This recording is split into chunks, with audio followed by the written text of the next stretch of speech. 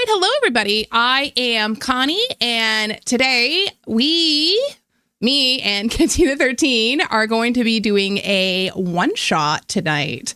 My name is Connie. I am at Camera Connie on all the socials. You can find me all over the internet. My pronouns are she, her. And who are these lovely individuals that I get to torture tonight? Hey, Connie. I'm Reese. I sing for Cantina 13. We make musical parodies and free resources on our website. You can find us at cantina13.com, YouTube, Spotify, Instagram. I'll let these guys all introduce themselves. I'm Austin. I do a lot of the art, and, I like to help out with everything else as well, but that's my main focus. Hey, Duncan, who are you? I'm Duncan, and I'm here for the vibes. Hell Duncan yeah, is the vibes. I'm Dylan. I am a part of Cantina 13 as well. I help out on fronts. I do a little bit of music. I do a little bit of art with Austin, and I'm doing a little bit of D&D with Connie. And that's where we're at now. Fantastic. So I'm glad that Austin said that they did the artwork for all of their characters. We also had some artwork done by Danimation. They helped do the artwork for one of our monsters that we'll see a little bit later today. Monsters. Don't worry about it. It's fine. So who's ready to have dinner? I mean, I just ate, but I could go for more. I was born hungry. All right, my friends. So why don't we settle in and get ready to enter into a new realm? Go. All right, you distant cousins of Halvor Fretful, third cousins, twice removed, if anyone's being particular, received a finely penned invitation. An invitation, mind you, not a job posting.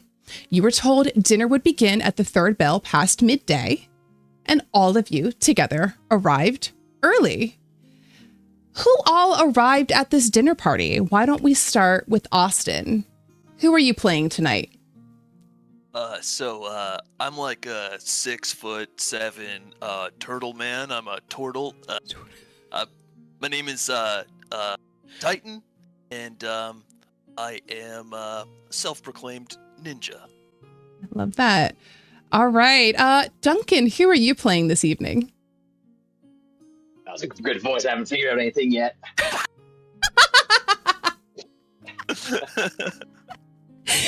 I'm Duncan, and I'm playing Pock-E Pock, who is the little brother to the very infamous Puck, the fairy from all the folklore. He is a monk and quite a short in stature, and he's here to eat and have a good time. Excellent. Dylan, who are you playing this evening? I am playing Ignis Brimvale, a fire genasi bard of the totally average and normal height of 5'7", and he never brings it up.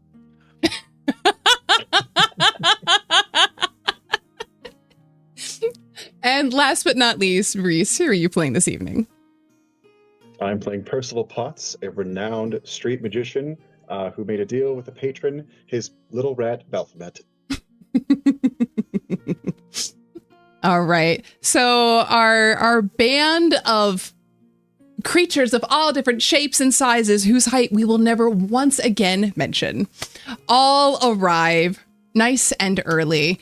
Well, you thought you arrived early. It becomes quickly apparent that perhaps the wrong time was given on purpose.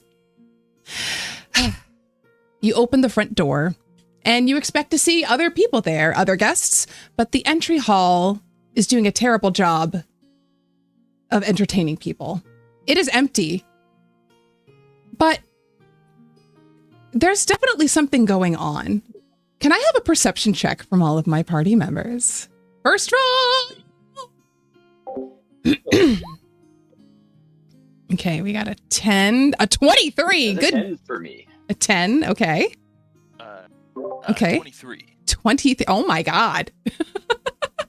Nothing gets past my keen perception. As I survey the area. As you survey the area, you would be the first one to notice it, Titan. And it's actually something you smell. Smoke? Oh God.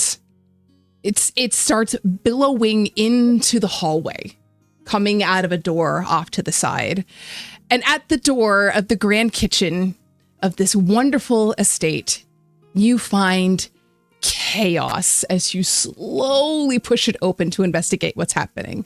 You see thick gravy splattered up on the walls like some sort of culinary massacre, flour drifting across the scorched tiles, pots overturned, and the unmistakable smell of something once edible, now very much not.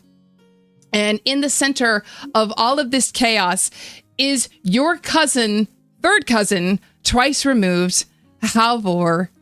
Just amid all of this wreckage, he is red-faced, wild-eyed, waving a wooden spoon like the conductor of this disaster.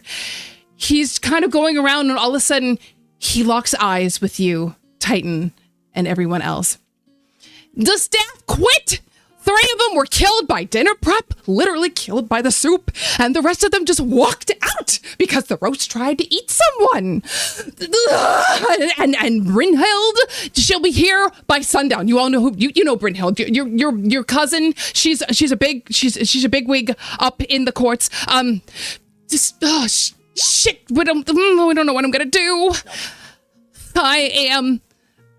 Yep. So with your 11, you've heard of her before, but maybe I feel like she's one of those cousins that you meet at the family reunion once every 5 years, and they, oh yeah, you know them, and you have no clue who they are. Like, oh, last time I saw you, you were this big. Exactly. And You're 5 years older than me. Okay. I am forced to ask my fellow third cousins twice removed. I need you to help me cater the most important feast fall event in 10 years. I will reward all of you handsomely because you are family. And he pulls out this like comically oversized coin purse that he just drops at your feet. My cousin, maybe not all of your cousins, Hulda Brukin. She lives out in the Glodian wilds. She has a backup order. I already placed it. Please just go and get it and bring it back. Here's the list. And he pushes into one of your hands this battered parchment. It's got ingredients scribbled all over it like some kind of madman's manifesto. And on the back of it is a hastily drawn map with a very large X. And he leans in. He would probably lean in towards Ignis because you're both the same height. Which we will not mention what that is anymore. Nope. And he leans into you, Ignis. And for the love of the harvest, avoid the Thunderclaw crew. They've been raiding caravans, and if they get their hands on this food, the entire feast and my reputation is ruined. You'll do wonderful after all. We are family. Ignis just kind of like looks down and like at the gold, and he's just like, each?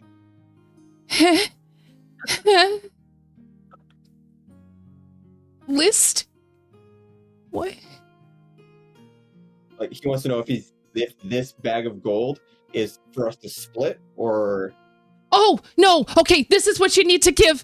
Okay, I have more of a reward for you, but actually you need to give this to Hulda. This is to pay her. This is the order money. This is the order money. Okay, this is. Yes. Okay. Yes. Can we keep But the change? Sure. But I do have a really excellent reward for all of you when you come back here. I just Insight. Go ahead.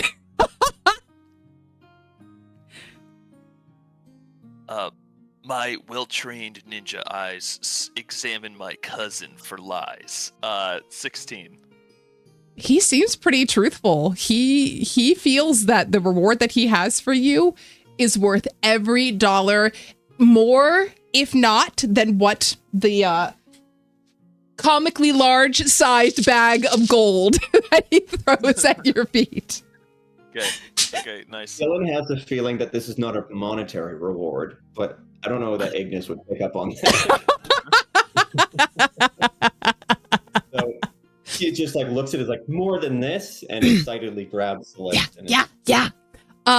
The list, okay? I will put it into the chat for you all to have as well. Has 4 items that you need to procure that Hilda will have, okay? It is 1 prized mountain fowl. Should be in a crate. She promised it would be in a crate. A sack of Salter's embers. Her famous cranberry jelly. And 1 striker gourd. I'm going to put that into the chat for all of you. It's going to be in the chat. Okay, good. 'Cause I missed half. Yep. Okay. Just entering and exiting Duncan as it's being said. Hell yeah, baby. You partied with me before. So I'll give you a quick little snippet on the house that you are currently in. We are currently in like this little sort of like hallway over in here. And this space right in here is our kitchen. But he frantically looks you up and down. Okay, you got everything. We're good. You're good. I trust all of you. I wouldn't have invited you here if you weren't family, and I couldn't trust all of you to make sure that my reputation isn't ruined. I think I think the Titan has gone to a few of these now, and he feels like there's no way that he's family with any of these people. But he's pretty keen on having free food. So having shells that give it away, or yeah, it's just like it's just kind of the fact that no one looks like a turtle is like hugely standing out for me. Something was rubbing off on Easter, but by 4th of July, he was like, something's not right here. My ninja senses are tingling. Unfortunately, it didn't take me till the 20th annual, but... Okay, cool. So I'll clasp my hands over his hands, and I'll say, "Your honor is safe with me." I knew I could trust you. Thank you so much. One long blink, and then I'll turn around. As like stoically, my headband wisps float in the breeze as I go outside in front of everyone else. Is there anything that the rest of the party would like to do inside of the kitchen or anywhere in the house before we exit and begin our mission? I can't think of anything. Looking around the house, I don't know if this counts as metagaming. I mean, in theory, you've been in this house before. I would say that you've been around the house before, so you're more than welcome to take a moment to kind of check out the little bits of the map, see what's there. When I say that you've been there before, has it been 10 years? Has it been as a small child, smaller than you are now? Or has it been, was it, for Easter or any other major holiday that families come together and pretend to all get along? I think Ignis is just excited about the giant monetary reward he had just been promised. So I just tail after Titan quickly, trying to keep up with him. He's longer strides than me for some reason, only being an inch or two taller. The vagueness of the reward is very fun because you're picturing a big thing of money, and I'm just picturing like smoke bombs and ninja stars. I can't freaking wait to get my hands on those. I would love, if you're trying to match stride with him, can you just give me like a little bit of like an athletics check to see if you can move your gait as wide as his to keep up with him?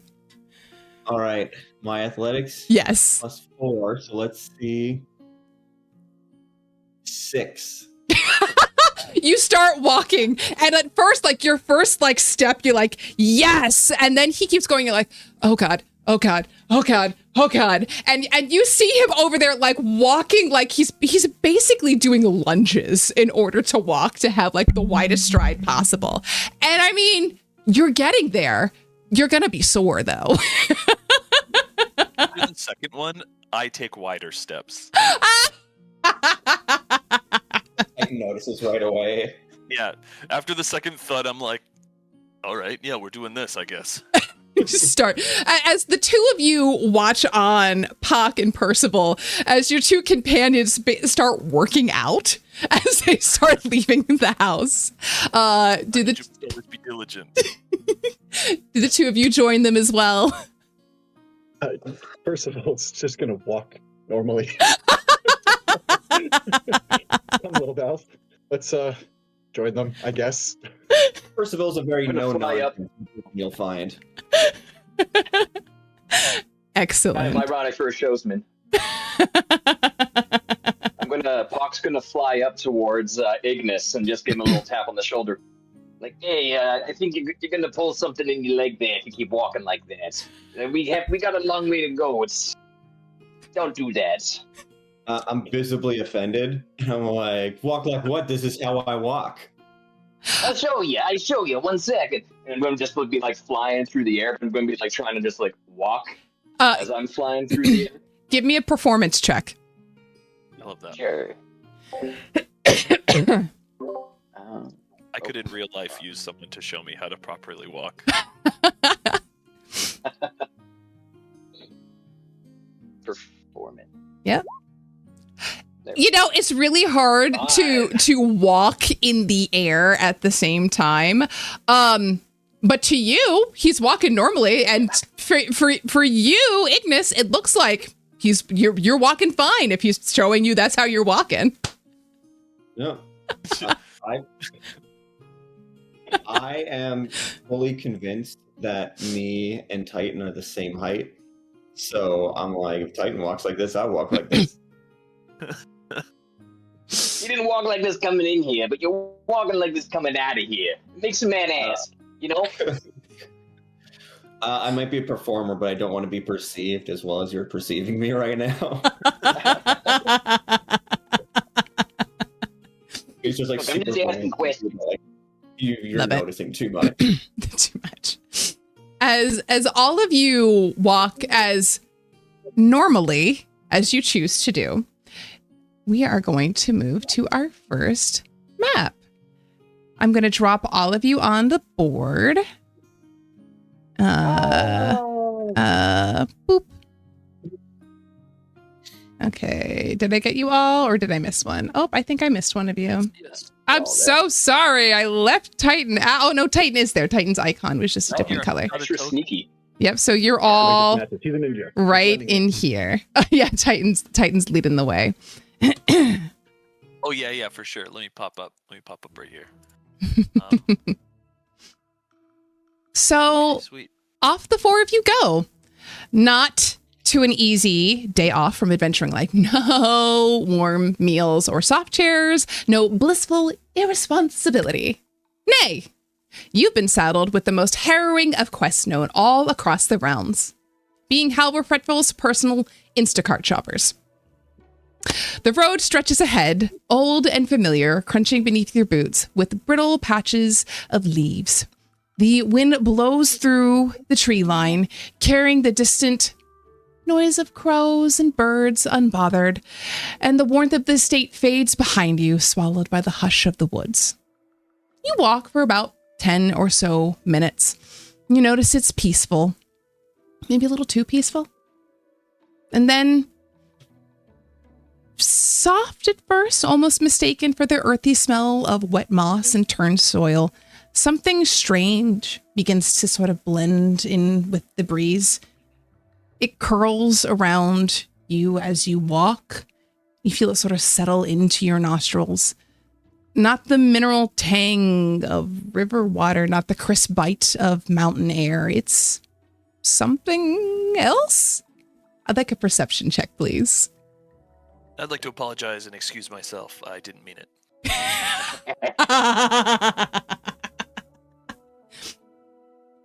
Percival got a 20, not natural. Nice. Get a got- 16. Whoa. 6. I got a 7. I think you are still very concerned with your walking to pay attention to Yeah, I got the sort of sense and things drifting in. But the rest of you catch it, but especially Pock first. Onions. Thyme. Potatoes. Is that a hint of bay leaf? As you round the bend, the source becomes impossible to miss. The river ahead of you is very wrong. I'm going to bring you all up here. Boop. It is not clear water or even brown water. No, it is a thick brownish gold slurry that rolls and churns like someone spilled an entire cauldron of hearty stew straight into the landscape. The surface bubbles like it's simmering over a fire, but as you approach, the air is cold coming off of it. The liquid itself moves like with like this sluggish weight of chilled leftovers. The river kind of glorps and glops, and you see an occasional like piece of potato or carrot kind of rolling down the river. You pull out your map, and it does say that you need to carry on and go forward. That's gnarly. Everybody seen what I'm seeing here? Yeah, it's, it's fine. Just, that was a carrot. Forward. Puck's gonna reach both of his hands just kind of into the river, try and scoop up some of the soup river in his hands. Mhm. It's tepid, like normal temperature, Yeah. or is it like? It's tepid. You put your hands in, and as you do that, everything around your hands starts to like churn and bubble up, and up out of the soup kind of comes this tiny little creature. He's shaped like a potato, and you see like a carrot eyebrow and like a celery stick arm, and this gravy is dripping off of him. And he goes, "What are you doing? You ate my pudding! One.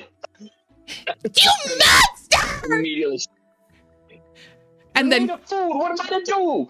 he glops back into the water. Well, the soup. The stew. Glops back up again. Well, I need to know. Are we at least delicious? Oh yeah, super tasty. You don't think we need like a little bit of Try and extra enunciate the soup. pepper? Paprika? Nothing? Now you mention it, maybe just a little bit. That's what I told them. All right, I'll give them the information. As he like, Well, wait, hold on. Hold on there, buddy. What if we go tell them? let's do a persuasion check. Sure. While he's doing that, Yes. I'm just like casually tying rope to my grappling hook. Okay. Just in Perfect. Persuasion. He pops up. No. Goes back into the water. You're tying your rope onto your grappling hook. What are Ignis and Percival doing right now? Oddly enough, Percival also has a grappling hook that he's got his long jackknife pockets, and he's got the rope coming out little by little. Just beating the rope. I don't know. Let me know if I have to make like He's wearing a a. jacket with many pockets, so he's got little pocket dimensions all in his thing for hiding things up his sleeves. For his quick gags. Yes, I love it. I have a whole character sheet with all the dumb shit he's got in there. But yeah, he's also prepping his grappling hook to throw across the river Okay. of stew. Let me know if I have to make like a nature check or a survival check. But I feel like I notice that everyone else is like pulling out a grappling hook. Yeah. And Ignis just feels woefully underprepared. So that everyone's normally going to try and smash him into a grappling hook.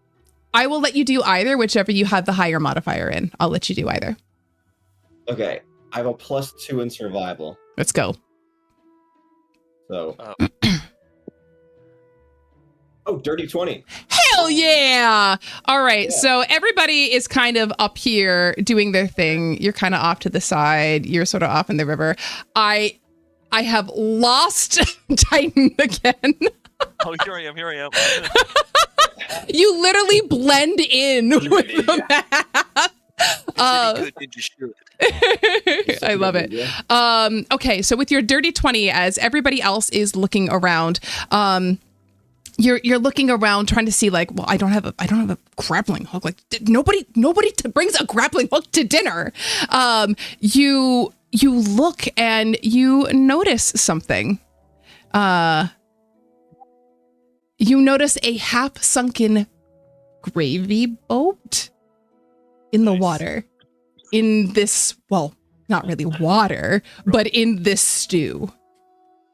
I could definitely use that for my grappling hook. And no concern for my own safety, I attempt to retrieve the gravy boat. Yeah, let's go ahead and let's just do like you can do athletics or acrobatics of just being able to kind of like reach over and sort of grab it, depending. I'm going to do acrobatics. Okay. So +6. Okay. Also, Titan is super focused because Percy's taking a long time getting the rope out. I'm like trying to get my grappling hook all set up before he even has all of the rope pulled. I would love for you to make a sleight of hand check to see how well of a knot you tie in that grappling hook. I can do that. I got a 10, by the way, for acrobatics. Okay. You sort of lean in and I need you to make a dexterity saving throw to avoid falling into the stew. Oh, God. 11. Okay. You don't fall all the way in, but your foot definitely slides and kaboom. And it is like, it has the consistency of like almost congealed gravy. It goes around and it's like way more viscous than you want it to be. And it just kind of around your leg. But you are now able to reach the half sunken gravy boat and pull it towards yourself. Okay, perfect. Titan, you are so confident in this knot that you're tying. It's so good. Really skillfully done, just like any ninja who has ever tied knots before. The ancient Masonic Titan way. Duh. Yeah. Just like how anyone who has 6 thumbs would accomplish. Exactly. You know, I can just imagine a turtle like trying to tie. Look, I'm looking over and I'm starting to like sweat. So freaking good. I think by now he's gotten to the end of the rope and now he's like looking in the different pockets for his hook. For like no reason, I'm just like, shut up. Love it. What is Pock doing at this time? Is Pock also doing another grappling hook, or what's Pock up to? Well, Pock is free to fly across the river at any point, but Pock has to wait for everyone else to kind of figure out what their plan of attack is. I just need to also emphasize, both as Dylan and Ignis, I have no idea why we're using grappling hooks. To be 100% honest, as Austin, grappling hook felt ninja thing. I don't know why the magician is using one. It felt like it really worked. I mean, I don't know their See, purpose. Percival has a plan. He's gonna hook over to that tree over there. Yeah. Oh, to cross the river. And then he can cast levitate at will. Yeah, exactly. That was my plan as well. Except I thought I came up with it first, so I was trying to get my knot done first. As you are in the stew, Ignis, you see this little potato creature pop up again. Welcome. Hey, what? I'm just borrowing this. Are you gonna give it back when you're done? Because that belongs to my niece. Well, that's what borrowing is. So, yeah, you'll get it back. Persuasion check.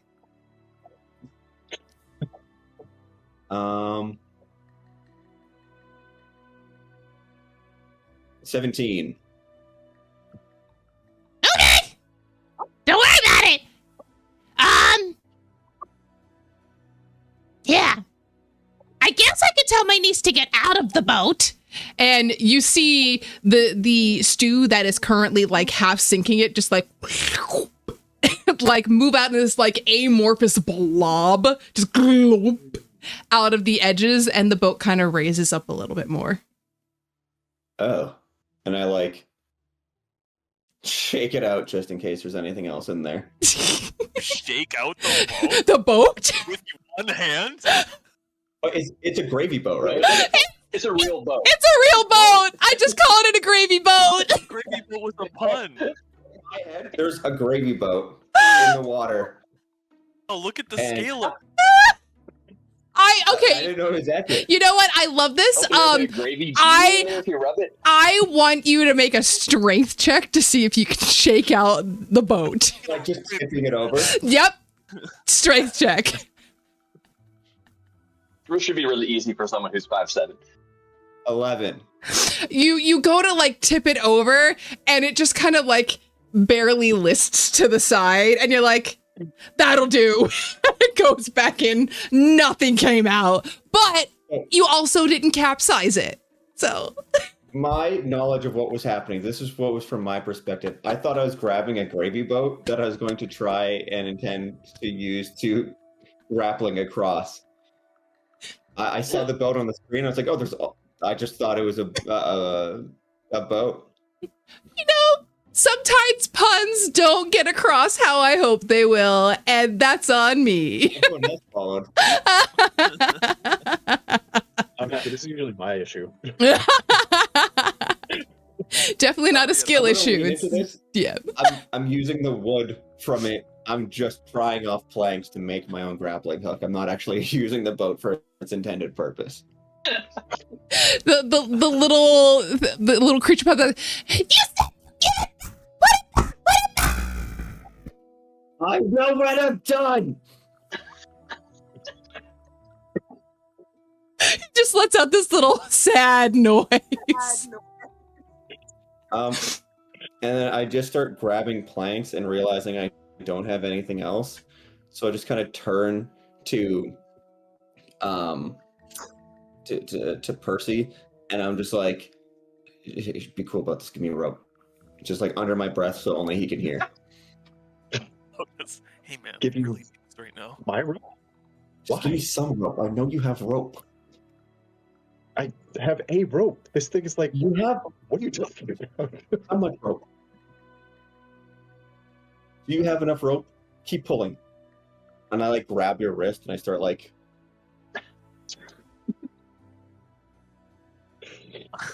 You grab onto his wrist. Purple's not going to let him have the rope, so Purple's going to grab it and pull back.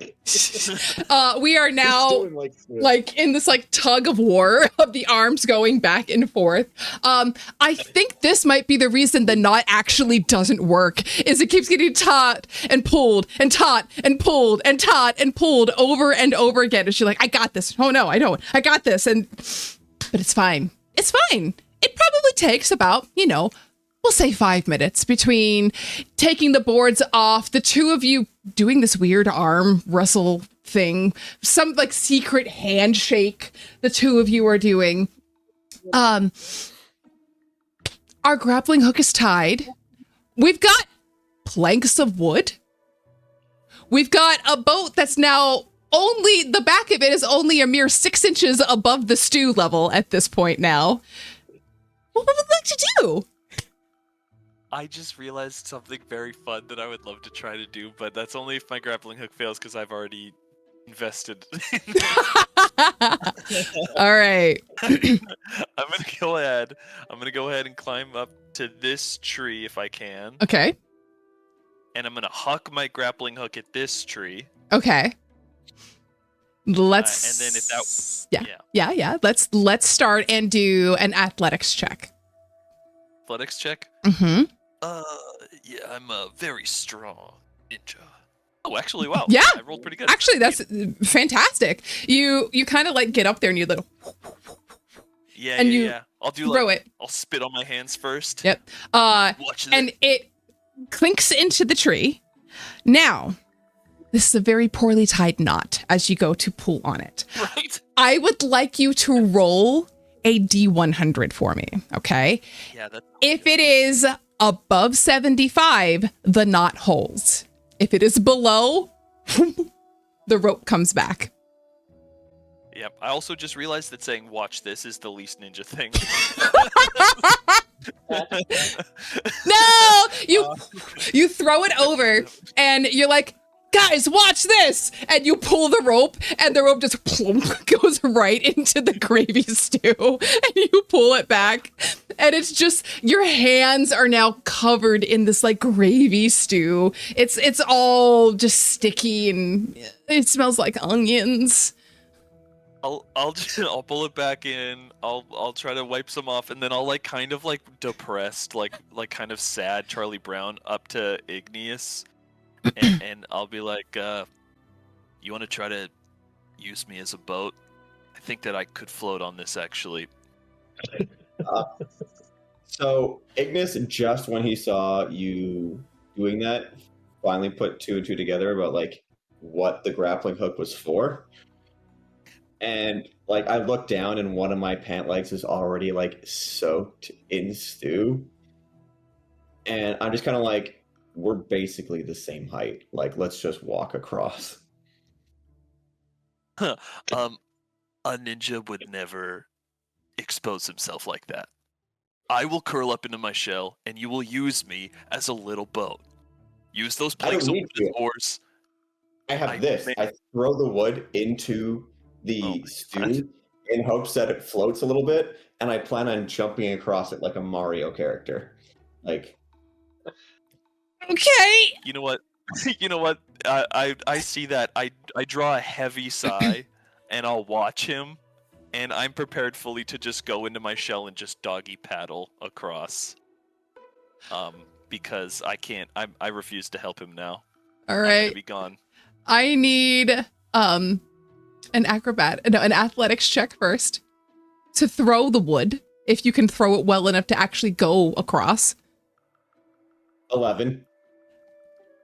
You get like one right here, and then like another one like lays on top of it, and like one right there. Perfect. All right. So, I mean, you're 5'7". You're an average size person.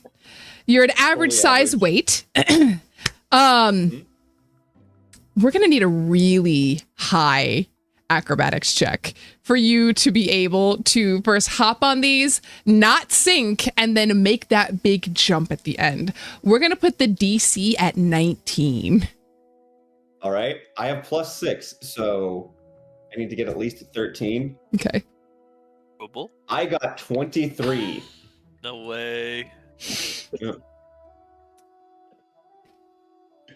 In the way that only a man of 5'7" stature and average weight and average height could do, you say, well, I got this. You throw them in and you jump onto the first one, hop onto the next, hop onto the next, and then you square up for a moment and leap like a little baby gazelle off and manage to land yourself on the other side.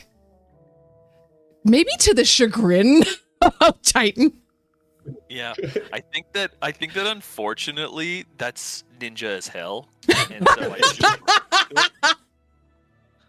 God damn, that was cool. Why did it have to be him?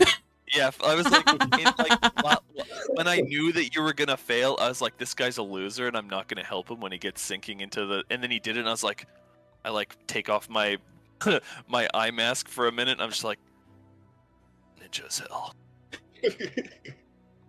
I will say you gain a D4 of inspiration from that. So you can use that as like a little baby guidance for something else later on. At this point, Percy, your rope has been returned to you. It now smells of onions. What do you plan to ride on Titan like a boat? Percival's going to continue his plan of making his grappling hook attached to the rope, and he's not going to hurl it across because he's lazy. Okay. And also weak as hell. He's going to cast Mage Hand, carry the grappling hook across, and hook it onto that tree over there. Let's just do a very simple sleight of hand check. We're going to say the DC is 10. 23. Oh yeah. So at this point, it just like your mage hand goes and picks it up, and you watch this fly. And I think at this point, Pock, maybe like, I don't know if Pock is a little taken aback that you were like, why didn't you just ask me? I could have done this for you. As you watch, like you're like standing there, like ready to go. Like, I got this. Come on, I can. Yeah, it's my moment to shine. And then you just see him do his little incantation, and then the hook starts floating by, and you're like, God damn it! As it just floats by and boink, goes into the tree. And now we've got this nice taut line going across. Which tree did you have it go in? Okay, This one. perfect. So we now have a line. What are you attaching it to? Oh, nothing. I'm going to cast Levitate on myself and just pull myself across the river.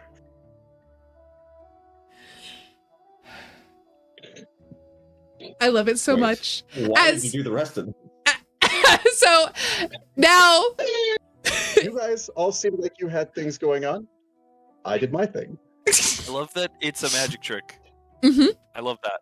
you stand there. Back into your sleeve as you go Yep. across. You pull it into your sleeve, and you're gonna. Unfortunately, your sleeve is going to smell like onions for a while. Prestidigitation. Nice. Very nice. Oh. Very nice. It smells like onions for a moment. And you're like, not I. And little Belf on your shoulder kind of goes, Very good. Very good. No onions for you. You too good to smell like onions. Good sir. Thank you, Belle. Of course. so your little rat kind of skitters back up onto your hat. So at this point, we have Titan and Pock left. I am not feeling very ninja right now. That was a pretty good show. That's hard to follow. So I'll just go. I'll kind of look at my eye mask is still in my hand, and I'll kind of just like sheepishly go up to Puck. Would you like to ride me like a boat? I'm gonna put my hand on his shoulder. I'd love to. I love this.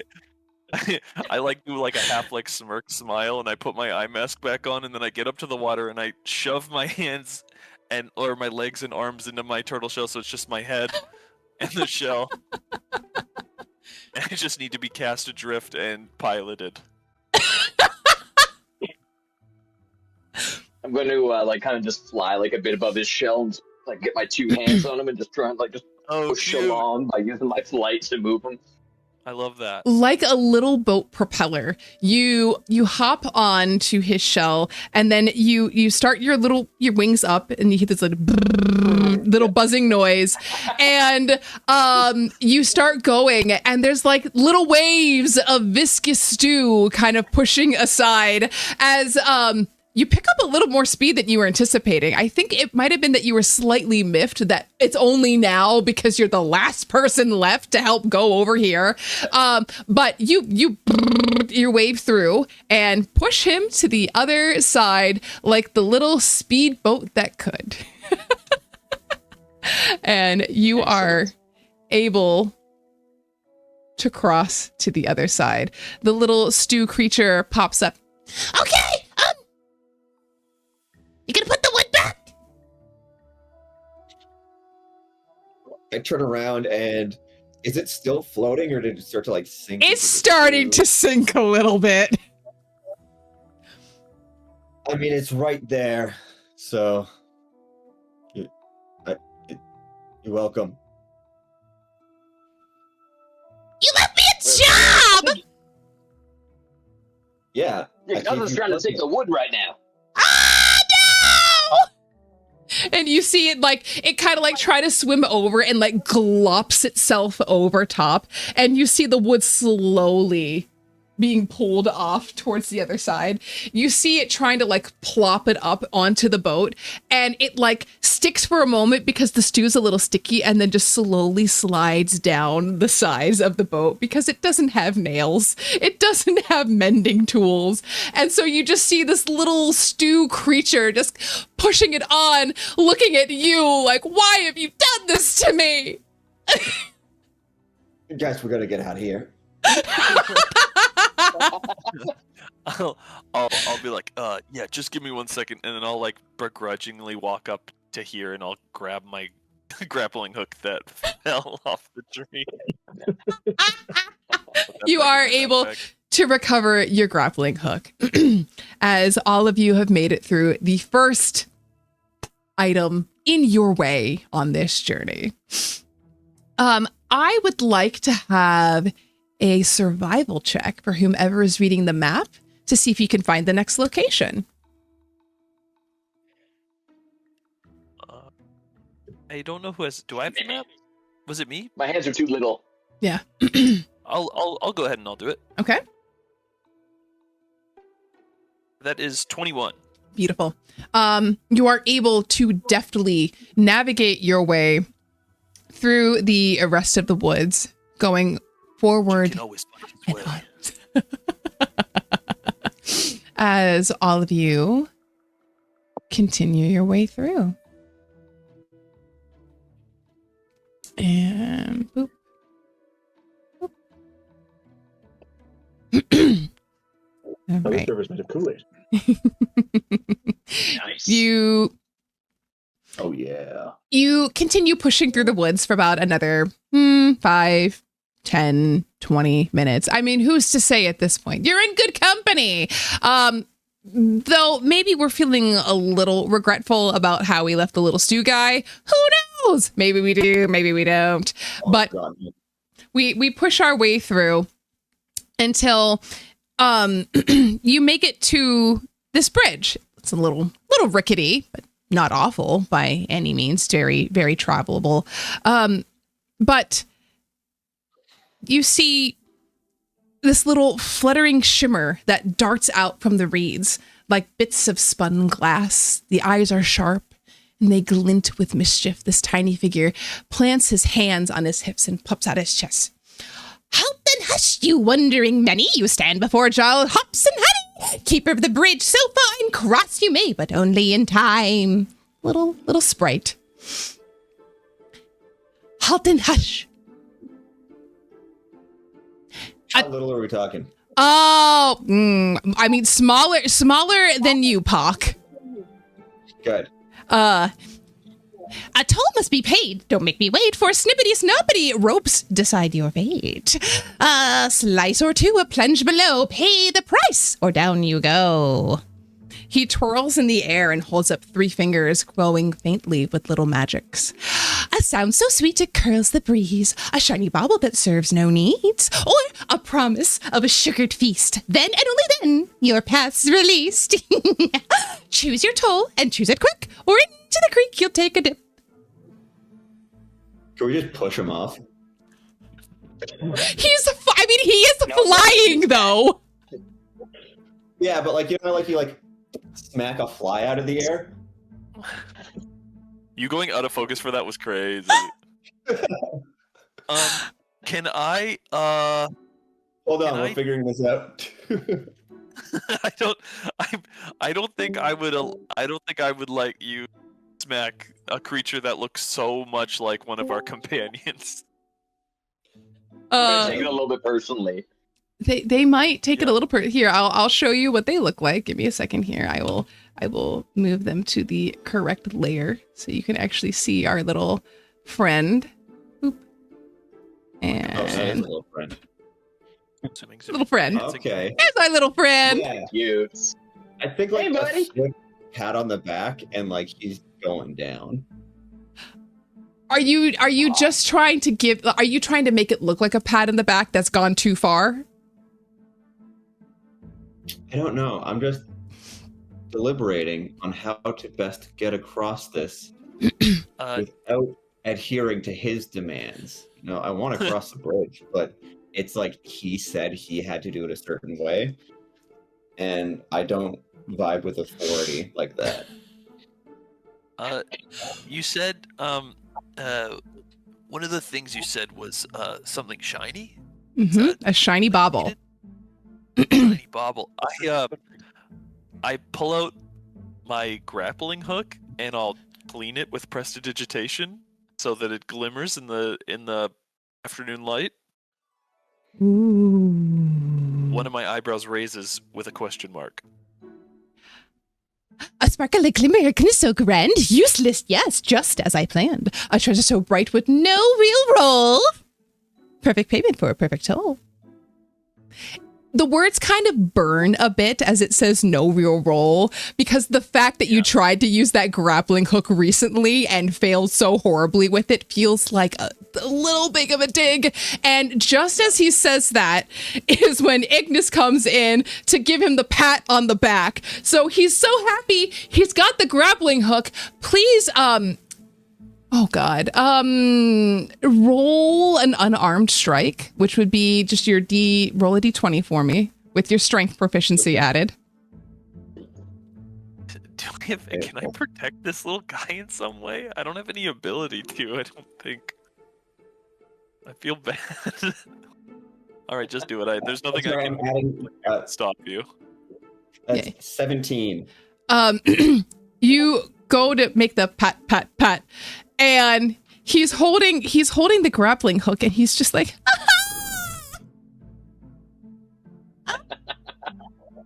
just looks up, and you pat him, and you come down, and you're like, yeah, can you just for flavor, give me a performance check to make it look as though the rest of the party thinks that you're just trying to give him a pat on the back for a job well done. 22. I have a plus 13 to performance. I will let everybody make an insight check. If you can beat that. Oh my God. My passive insight is 13, so I'm fully going to need to roll something. Nope. Oh no, Titan. Ah! So I would say, Percy, you're the only one watching this happen. You're like, is he? Nah, he would never. And he goes to Pat and just, as like, you come down and just swat this poor little guy who then goes with the grappling hook that falls over top of him into the ground, thus trapping him underneath it. Oh my God. And hey guys, we paid the toll. I failed. Is the grappling hook made of iron? Oh God, I hope not.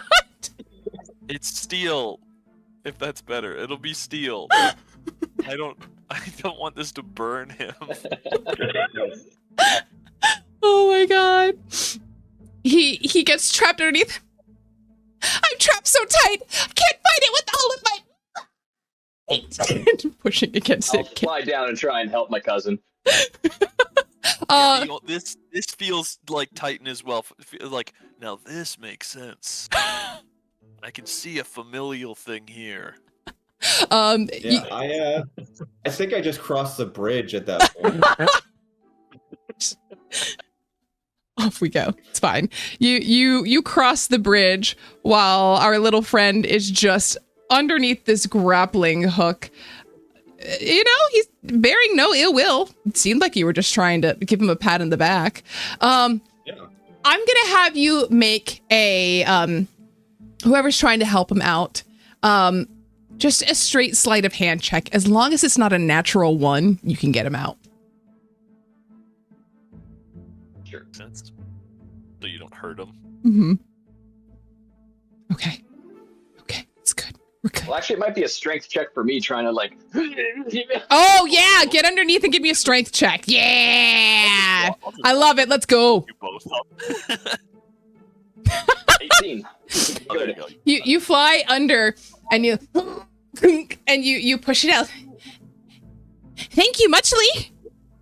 I don't know what rhymes with Muchly. I've got a good Hudgely. And you see this little dejected sprite realizing he doesn't know how to rhyme that phrase fly underneath the bridge and go away, clearing the path for all of you. Hey guys, we got across. I guess the problem is Austin feels so bad, but I'm not meant to because of the failed roll. So I guess I'm just going to be as chipper as ever. But I will go last because I'm the heaviest, and if it's gonna fail, it's gonna fail under me. All right. All right, so we have Ignis going over, and then I guess Pock, are you flying or are you gonna walk? I'm gonna fly over and around the bridge, as I was hoping that would be my workaround for not having to pay a toll across to make use of the bridge. You are able to happily fly around. Percy, going over the bridge? Yep. You make your way on over. And finally, Titan, I do need you to make a dexterity saving throw just to get over, as the ropes do start to snap under the weight of your turtle self. Yeah, I'm a freaking gigantic turtle. I get it. Oof. Yikes. You manage to make it over the first part, which is open here, but you fall onto the rocks here. You're about 10 feet down. You are going to take 1d6 of fall damage. You're going to take 5 points of bludgeoning damage as you fall down. Ignis, you're wondering why the bridge didn't collapse under your great weight as well. That's so weird. It must have just, you know, when you like loosen a jar for somebody. It won't be too hard for you to climb the 10 feet up. Either your party members can help pull you up, or you can climb up. The rocks are there. The bridge is more just a much easier way to get across, but you are able to make your way up. A little bruise, on your cheek, but Databayo, the ninja way is preserved, and you keep pushing on forward. No assistance.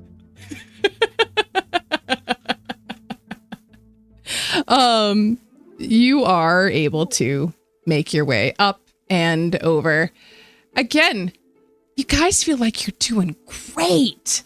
I mean, great time following this map. Let's have another survival check, Titan. See if we can continue onward and upwards. That is a 17. Yeah. Whoa, that was weird. Oh, well, never hurts to have a second one. But yeah, you easily make your way. You continue to push onward through the clearing, and you start to get into a bit more of like a dark wood. We're talking like the sun doesn't quite penetrate through these woods as much. Feels a little off-putting.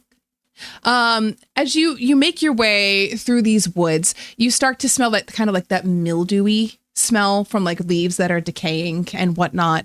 Like an off-putting? A little.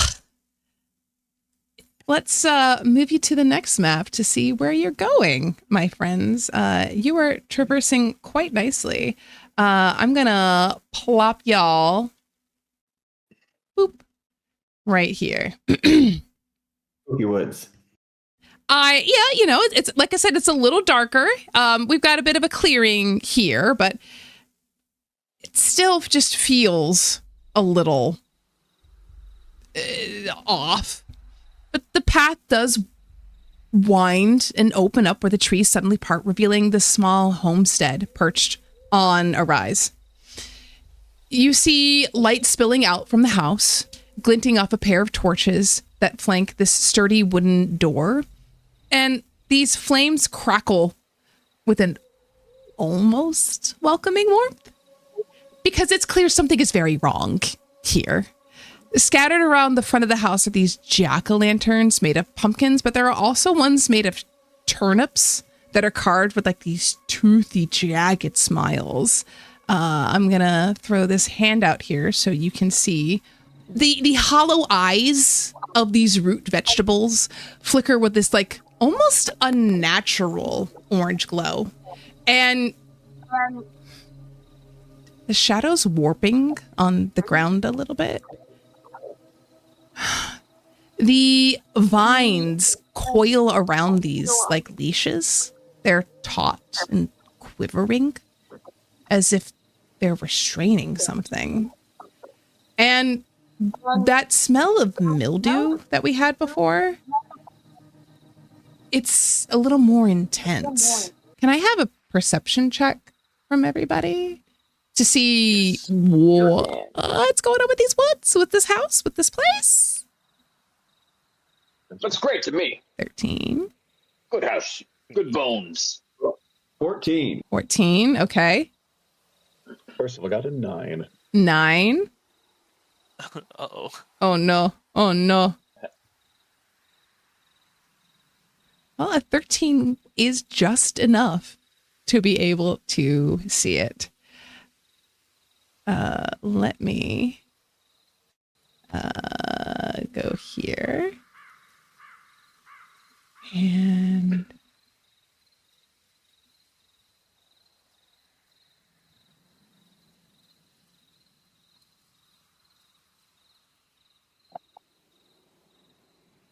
oh, come on. Oop. Layer. Token. All right, I think I got everything.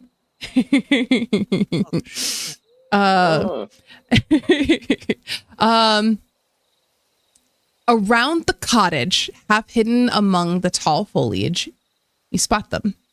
Shapes slumped against the earth. Limbs tangled, wings bent and broken, and clothing torn. Can I have a history check? Yes. Oh boy. No way.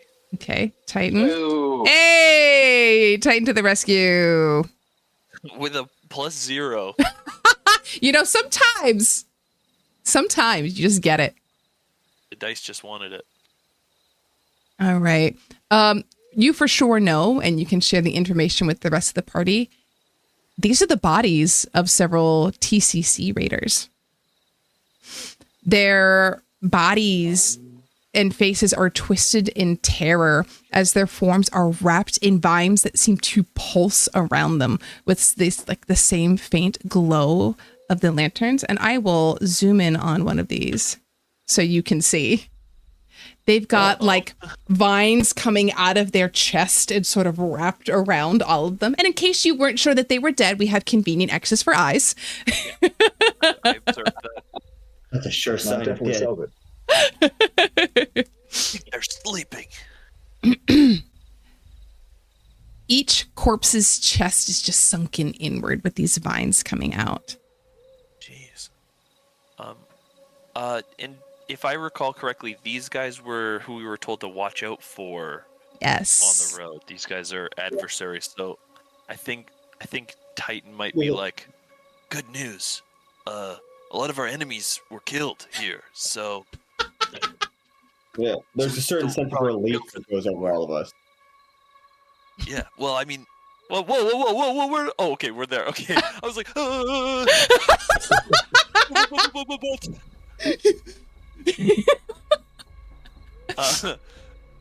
yeah, I think I just got a concussion moving that fast.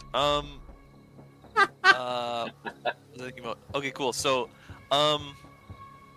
yeah, looks like our enemies have been killed here, but I must say, even for a ninja, they've been mutilated.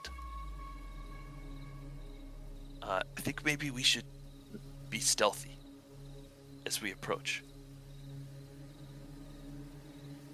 And just then, Percy pulls out a loudspeaker. And I go,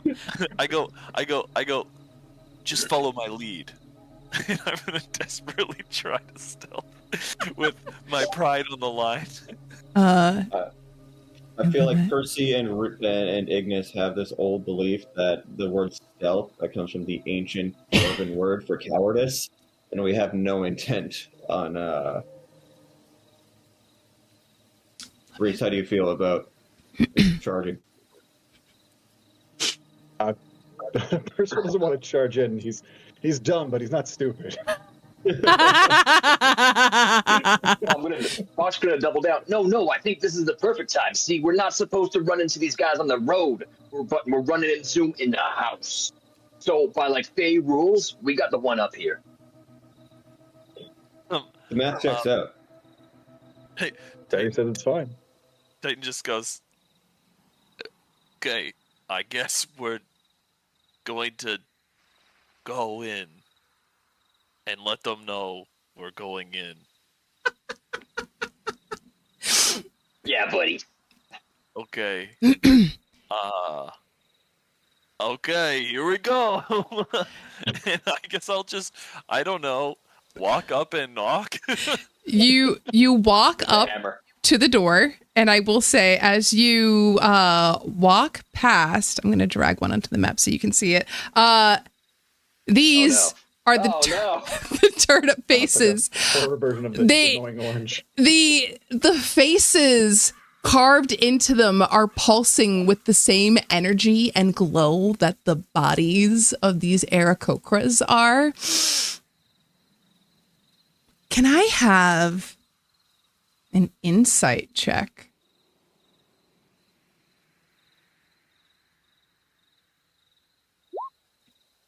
15. 14 for me. You get the feeling that the jack-o'-lanterns and things that were put out weren't just for looks, but who's to say? You knock on the door. You know.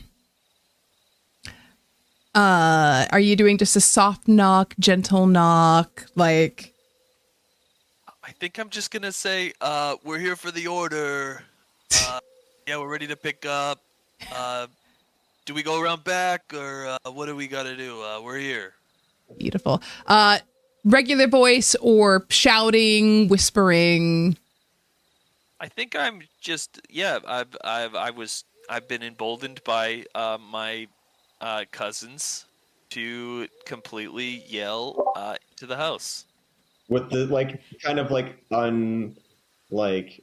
the nonchalance of somebody picking up an Uber Eats order, just like this is the order. Oh my god! Yeah. Oh. Okay, yeah, it's not ready yet. This is not how I wanted to do this. As Titan's up there and knocking on the door, I'm going to after getting unnerved by the jack-o'-lanterns, I'm going to try and just turn them away, not facing us. You turn them and they vibrate in your hands. And actually, as you touch them, it lets out this screechy kind of noise. It's like. I'm going to try and match its pitch. Me. I love it. You just sharing the same frequencies, he's wearing turquoise or some shit. You do. Yeah. As you are all kind of cawing like birds in the background, you're knocking on the door. You see the door bust open with this loud crash. Make a quick dexterity saving throw to see if you can avoid the door kind of whapping you in the face. A ninja must be very dexterous. You're able to kind of hop out of the way. And as you hop out of the way, you see this older dwarven woman with this explosion of frizzy gray curls with dried herbs and twigs and these makeshift barrettes in her hair. Oh, you must be the ones that Halvor sent. You, especially Titan, kind of get the waft of her. She smells like rosemary, soil, and maybe embalming fluid. Oh, Finally, somebody who knocks instead of just trying to pocket my pantry. Oh, you'd think this time of year people would remember their manners, but no. Everybody wants to sneak off with my good harvest. And if they just asked, you understand, I probably would have just handed over, but I cannot abide by thieves. So look at you playing with the little turnips. Yeah, those are the woods. Those are the woods I put up. It's an old tradition, very rustic, very folksy, very soul rippy, hand carved. She leans in closely to you, Titan. It's a family recipe. And she gives you this like unsettling smile. Don't worry, they only grab the spirits of those who mean me harm, of course. Don't worry. It seems like you're all here under good pretenses and you're not terrible people. It's not like you've hurt anybody on the way here. You want to think? Not intentional. Yeah. So, anyway, you're here for the feast fixings, yes? Yeah, yes, we are here. Those look delicious. Those look delicious, by the way. Yeah, we are here to grab those things. Yeah. Yeah. I'm just so disappointed. Halvar never visits that man. I keep telling him family should stick together, and he just disappears for months. Sometimes I wonder if he's avoiding me. But I mean, that'd be ridiculous. Everybody loves me and my company. Now, you Why say are you living out in the woods then? I don't like being around people. I like to have property to do my farming. Do you know how hard it is to make a garden in an urban place? People just trample all over it. Yeah, you're right. The tomatoes, they lose their oomph. Exactly. They lose all of the oomph, all of the flavor. It's just gone because, them city folk don't understand that the soil needs to have nitrogen added to it and the fertilizer. And they don't like the fertilizer. They say it smells. And it's just, I'm just better out here because then I'm not going to bother peoples. I mean, I am a little bit out of the way, but I mean, what they say, over the river and through the wood to this house we go? I mean, something like that, right? I mean, I'm with it. Right. Yeah. Now, off to the surprise. You should come to dinner with us. Actually, I have dinner plans with somebody that actually wants to have dinner with me. But I appreciate the offer. Maybe next feast fall we could eat together. But come in inside. Come inside. She beckons you all inside of the teeny tiny little cottage. It's tight, as you can kind of all see by how small the room is. I'll pull y'all in there. Boop. And boop. She kind of looks around. Oh, I hate to ask, but you do have the payment, correct? I look to yeah. Mm-hmm. Yeah, they said to give you half of this, I think. I fully slap him in the back of the head. Good. I mean, good. the gold happen. I get to keep the satchel. That I just kind of well, I guess I do have a pot that you could pour it in. Hold on a moment. And you see her kind of tinker around. Okay, here you go. Keep the bag. It is a very nice bag. I would like to have a bag like that, but you can have the bag. Don't worry. Can I, sleight of hand, hold like 2 of the coins in the bag as I pour it in? Sure. I palm my hammer. And he has no idea what I'm doing. You got to make a perception check to see if you can pay attention to him doing that. I will do it. 29. Fuck you. I mean, what would she even have? Oh my god. Oh, why does it keep rolling twice every once in a while? Oh god, with the 3? Yeah, she didn't see anything. Yeah. Oh, thank you so much. Okay. Oh, perfect. Now you hang on to that bag. It looks like a very nice bag. I do love bags. That's such a good bag. Such a good bag. Okay, so I'm gonna put it away right now, and we're never gonna look at it. We've gotten our in on the bag. We don't want to overdo it, so we'll look at the bag again. Roll a d12 for me to see how many gold pieces you managed to keep inside of that. I'm gonna roll a raw one here, just because I have this dice set in front of me. Hold. 11. No way. You managed to keep 11 gold piece from inside of there. This has just been my fidget toy the whole session, so I felt like I had to use it. I love that. I love that so much. But yeah, you are able to. Oh, the bird noises. The crows are back.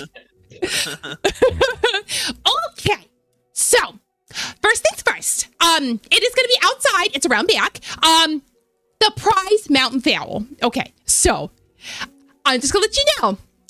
I personally hadn't seen such a good murder gobbler in years. But did you know it's actually a mistranslation? It's something like murmur gobbler. Or, I don't know, but it's delicious.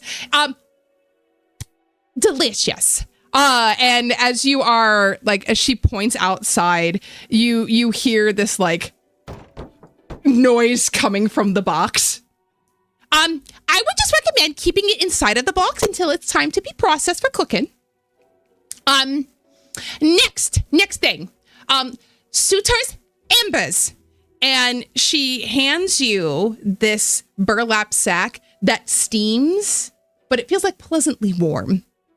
Don't eat them raw unless you fancy a stomach eruption. Wonderful for roasting. And if you're able to cut them open, and they taste really great with some cranberry jelly on them. It softens them up real nice and good.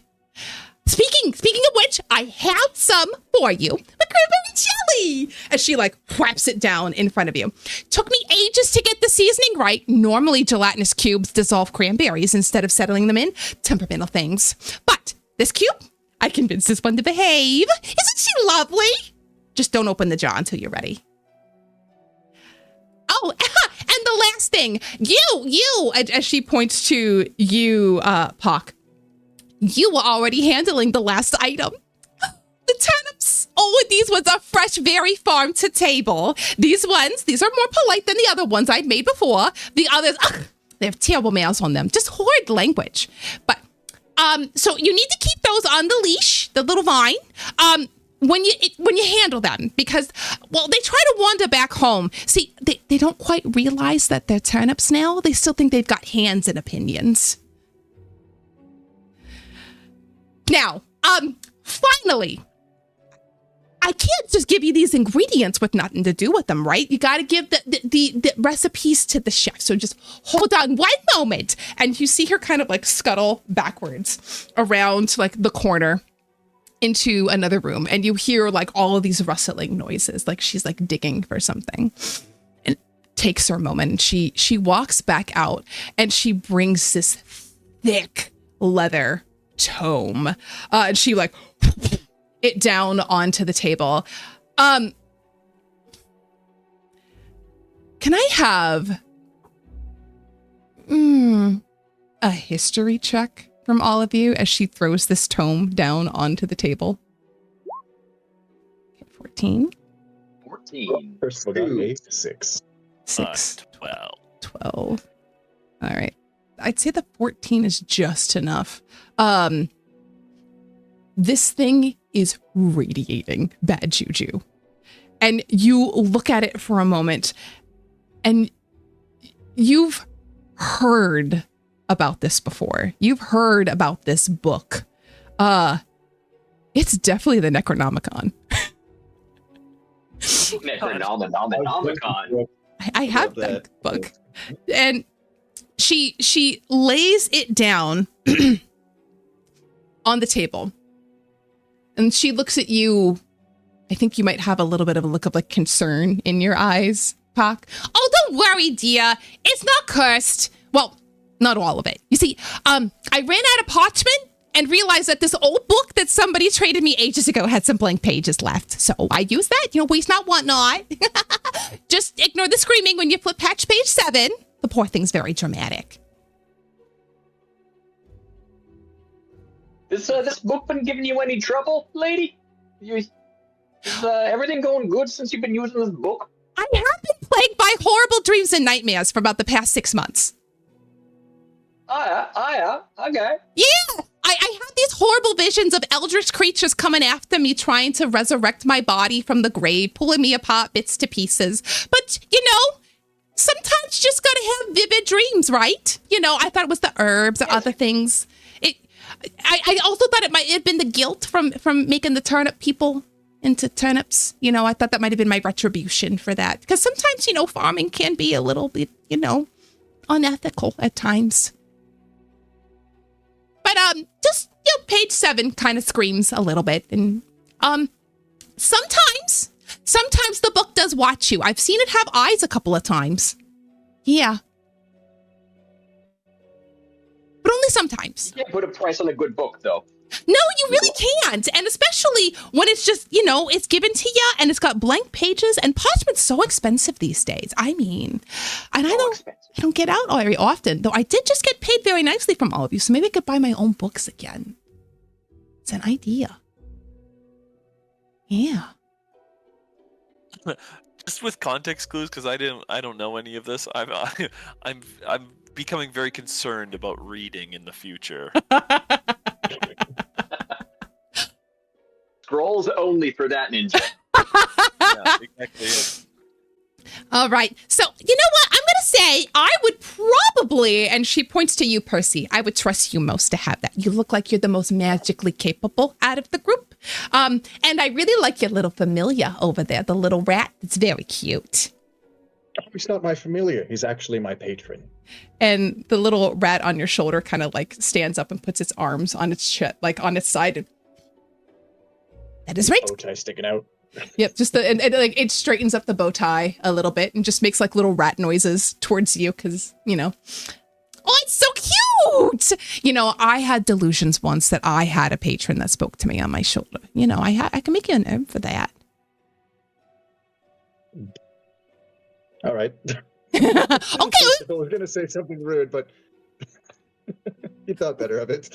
It's a really nice, it steeps beautifully in tea. It's very herbal, kind of medicinal smelling. I would recommend adding a little bit of lemon and honey to it. And then, you drink it before you go to bed, and the next day you feel great. Sometimes you don't wake up until like 3 days later, but it works. Great sleep. And she hands you like this little satchel of like suspicious herbs. Here you go. I just took that right up one of his sleeves. Oh, look at you doing all of the magic. I love you guys. Oh, I'm going to have such a good feast fall with all of you next year. Maybe I can host it here. And I'll have to think on that. Now, hold on a sec. I need a way to get in contact with you later. Hold on. Okay, wait a minute. And you see her go back into the back and like rummage around. And you see her bring out a stone. And she hands it to you, Puck. Okay, so this is a sending stone. I'm sure you've seen these before. It is basically the size of you. See, but I knew you could handle it as you're like, your little wings are flying in the air, holding this on, desperately clinging onto the sending stone. So, once per day, you can give me a call. And you can especially give me a call. And, yeah. It's gonna be so good. I can't wait to hear from Halville. Now, before I forget, how did he send you here? How'd you get here? Oh, over the river, through the woods, to Hilda's house. Did he really send you through the Gravy River? I thought he smelled onions. He did? The Gravy River. And did you have to deal with that Sprite nonsense with all the rhyming mumbo jumbo? The Sprite was actually... Yeah, the Sprite was pretty polite, actually. I have an issue with authority sometimes, so it gets a little exhausting having to give him a little taunty or a song or something, and he never wants you to repeat songs. I feel like a karaoke machine at this point every time I go across the bridge. So actually, there's another way. I'm going to give you a new way to get there. And then, you know what you're going to do? You're going to tell that Halva that you don't send guests to the gravy. And what in the 9 simmering cauldrons is wrong with them? But that is for washing your root vegetables, not for washing your trousers. She points to you, Ignis. It's not for traveling. Ugh. Okay, so the best way back is she leans into you, Ignis, and kind of like pulls your shirt down. Okay, the best way, the real way, the sensible way. None of the bubbling broth, sludge, and the rhyming winged bats. Okay, so you go through the family graveyard. Don't give me that look if you're scared of graveyards or anything like that. It's perfectly safe, quite homey this time of year, if I must say. Actually, lovely decor. Good lighting, too. And only a few restless spirits they mostly keep to themselves unless spoken to. But after you go through the graveyard, it's a straight shot back to the estate. Easy as pie. Proper pie. Not the kind that bites back. Ignis is like visibly like torn between his like respect for you and his absolute fear. Just kind of like looking down at where you're grabbing him. He's like, okay. Oh, perfect! I love that so much! See? Even Root Chomp agrees. And you see one of the jack-o'-lanterns like open its mouth and like lets out a little kind of noise. I like into the wall. Just I don't want there to be any extremities outward that can not be accounted for. Honestly, the gall of Halva sending you the long way. If he wasn't my blood, I'd turn him into a turnip and let him argue with the others.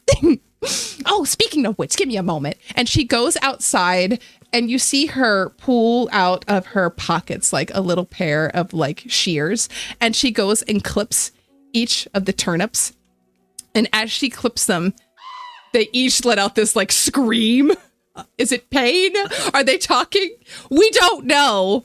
But she goes and cuts each of them, and she goes to hand one of you the 4 turnips on a leash. Who's taking them?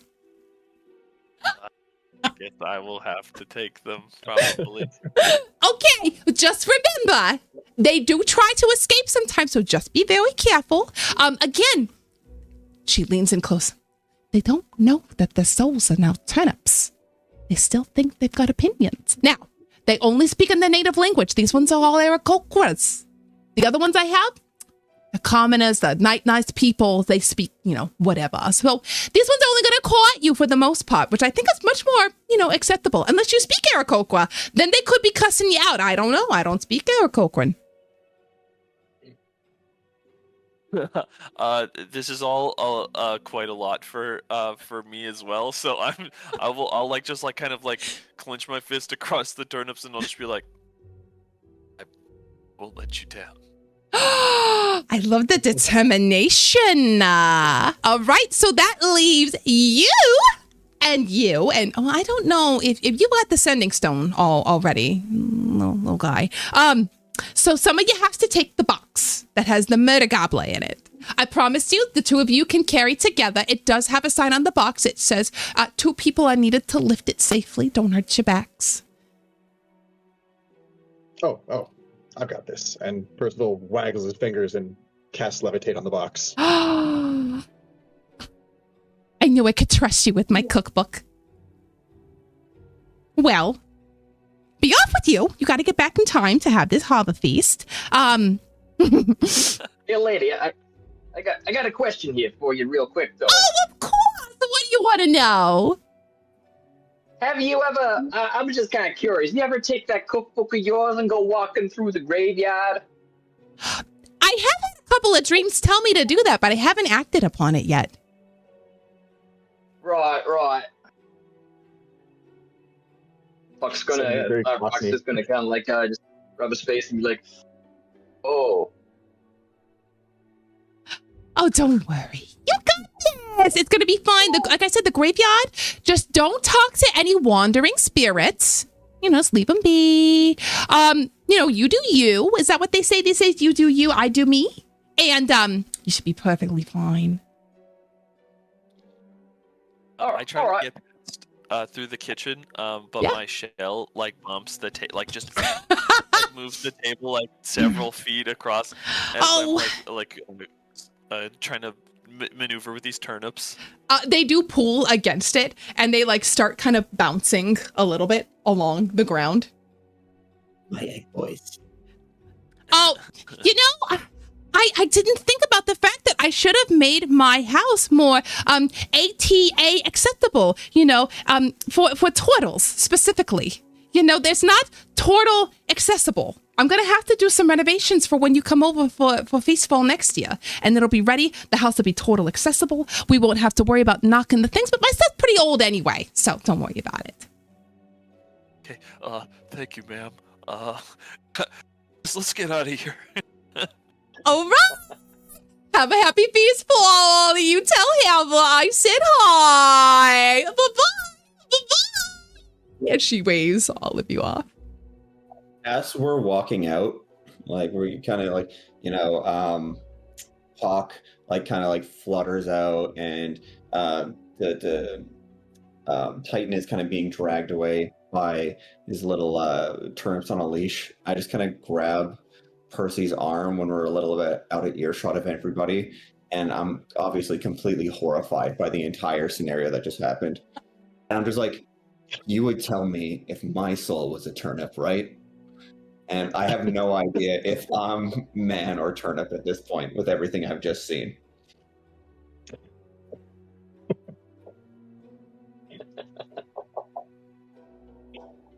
Percy? Please. I would tell you if someone was a turnip. I promise you. Okay. And I tug the rope along with the... Oh, by the way, I've tied my rope around the box. I'm just kind of dragging it along through the air. Nice. See, Say no. a turnip of a man or a man of a turnip. The world will never know. What can you do? I assure you, your stature is not quite that of a turnip, but it's close. And I walk away. Beautiful. Beautiful. I'm gonna fly up to Percy after they have their moments and say, "Hey, pocket man, can you get a pocket for this rack? It's pretty big. I'm a little guy. It's a lot for me." If I can hold it like in my hand, it'll fit in one of my pockets.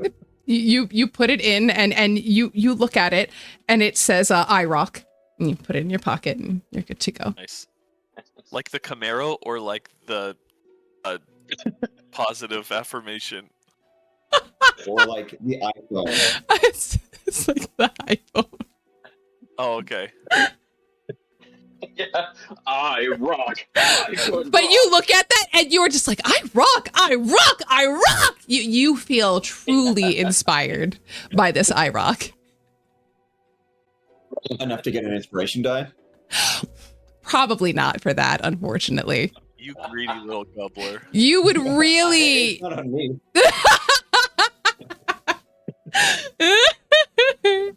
Oh my goodness gracious.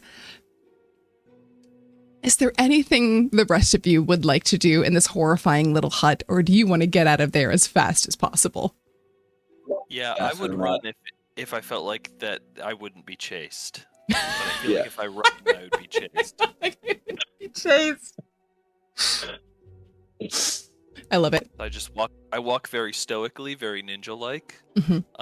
and I kind of maintain a pretty tight tension on the leashes. I don't let them pull too much, but I also don't catch up with them either. You very much look like a very strange dog walker going through like the woods with like these turnips kind of pulling in all of the directions. Every once in a while, one of the turnips tries to burrow into the ground and you have to like pull it out to keep it from going. And when you pull on the leash, it makes the screaming, cocking noise again. Dave, a ninja obeys his master. I like try to like roast him a little bit, like hey, who's watching or who's walking who? But then when I hear the scream, I like all the fear in my body. All four of them go at you. I'm sorry, and I just like run off to like hide behind like Pock and Percy. I love it. Hide behind me. I guess I'm just letting these turnips lead us into the graveyard. Allowing the turnips to guide you. Is that a good thing or a bad thing? You're not quite sure. But at this point, you want to be anywhere but that crazy lady's hut. You look out And you see in front of you these tall, narrow forms cloaked in like these deep earthen brown hoods, long and pointed. Hoods kind of blow gently in the breeze. No, it's not blowing. They're swaying, rocking back and forth in rhythm, low, rhythmic. Chanting? This rhythmic chanting, dry and raspy, kind of goes through you. You look a little closer and you see feathers that glint. They're all hunched in this ritual formation around this crude pyre. Close to the pyre itself, laid out reverently on a bed of withered wheat and white feathers, is another bird, lifeless, stiff. Its wings folded across its chest. And you notice its chest has this gaping hole where you can see the vines, now stumps, have been cut. Just withered green. The chanting grows louder, more insistent. The clack of beaks punctuates the beat. And as they're doing this, one of them tips its head in your direction. Can I have a stealth check? I just out of being transparent, I am a ninja that is carrying 4 Is with gnarly, disadvantage. grasping turnips. I'm assuming that I'm not going to be able to roll this straight. So yeah, Yeah, as I disadvantage. Yep. thought. Yeah, that's If it makes you feel better, I got a 6. I got Well, 18. with 14 plus disadvantage. I did get better than you. I got an 11. Okay. The one cult member, it's this one right here. Turns his head. Looks up and lets out this like warning call as all of them turn their heads towards you as the turnips in your hands start pulling, squawking back at them. You feel as though they have found their brethren. JCS? Right now, one of them has seen you. This one here, it's making its way forward, squawking. And I would say probably this one right fly here. out and say, "Oh, thank God we found you guys." Oh man, there's this lady in the woods. She turns boys into like these like toying up like jack-o'-lanterns. It's nasty. She's not that far away. Yeah, get her. It does like the bird twist of the head. I'd like for you to roll a this isn't even deceptive at all. It's a persuasion check. Yeah.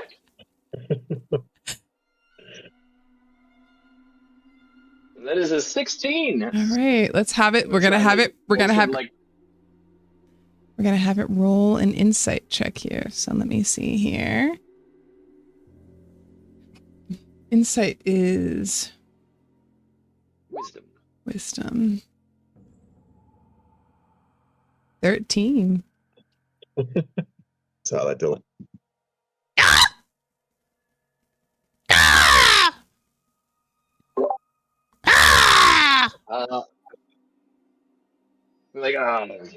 Give me a. No one here speak void. I got this. Let's go to the party. I don't speak board.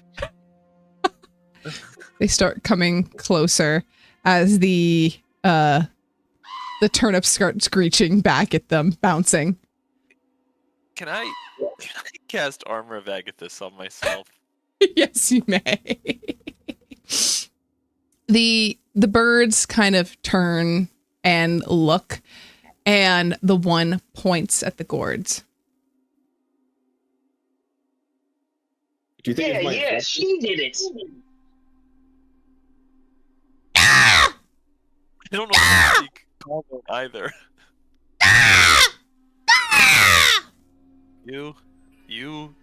You turnip. No, see, there's a downward inflection in the core. So I think it means you, but there's like a cut when they talk it in the first person. Okay, so I go. How many words? How many syllables? 2 words. How many syllables? Is it a movie?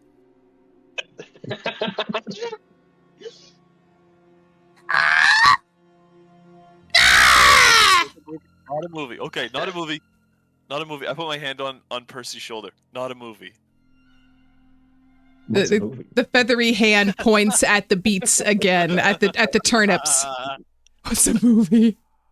I'm gonna draw like in the ground. I'm gonna draw like very poorly probably with what I'm gonna roll, but like birds looking fine, and then in a separate line, birds meeting a lady with like a classic wizard or like a witch hat, and then in the third one, turnip people.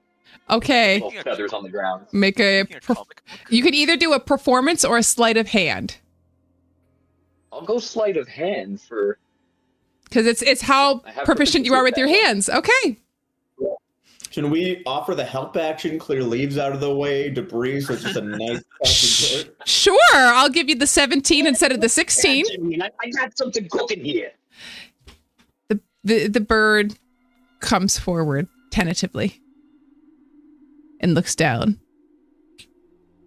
Can you read my chicken scratch?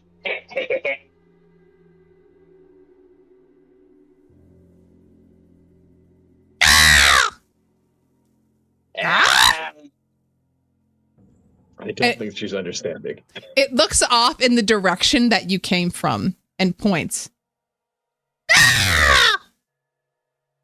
I'm gonna like point one hand to like the witch lady on the ground, and point one hand over to where we came.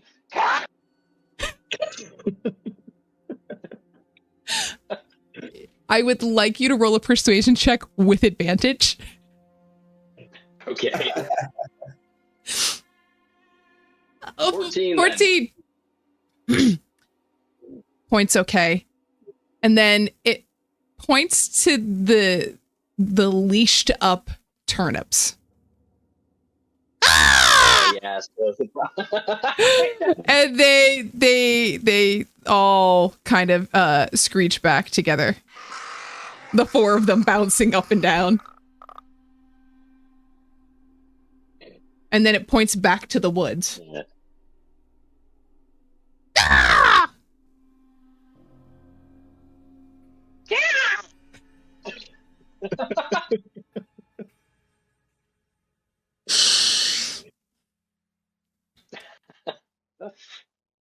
It starts to walk past you, going back in the direction it came from, that you came from. The other one walks forward.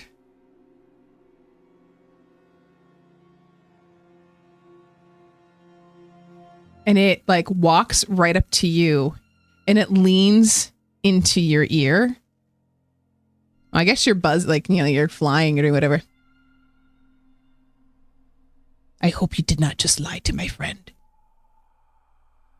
Oh, shit. Oh, someone's speaking common, finally.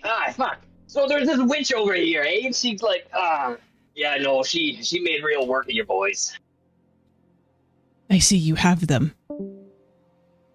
Yeah, we're bringing them over. She said that we had to do some trial. We had to bring them like way across it's across the pond and the bridge to Grandma's house. But now we're going out from Grandma's house to. We got a ways to go with them. Yeah, they should be good in time. A trial to return the souls to the bodies. Hey, buddy, I'm just walking here. Make a deception check. I am flying. You're right. That's a deception check. Mm-hmm. Like, Hawk has to be like precise with his language, as being like Faye.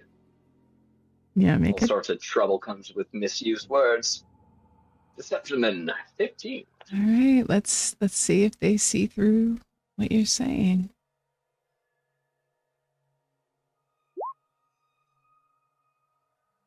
Yeah.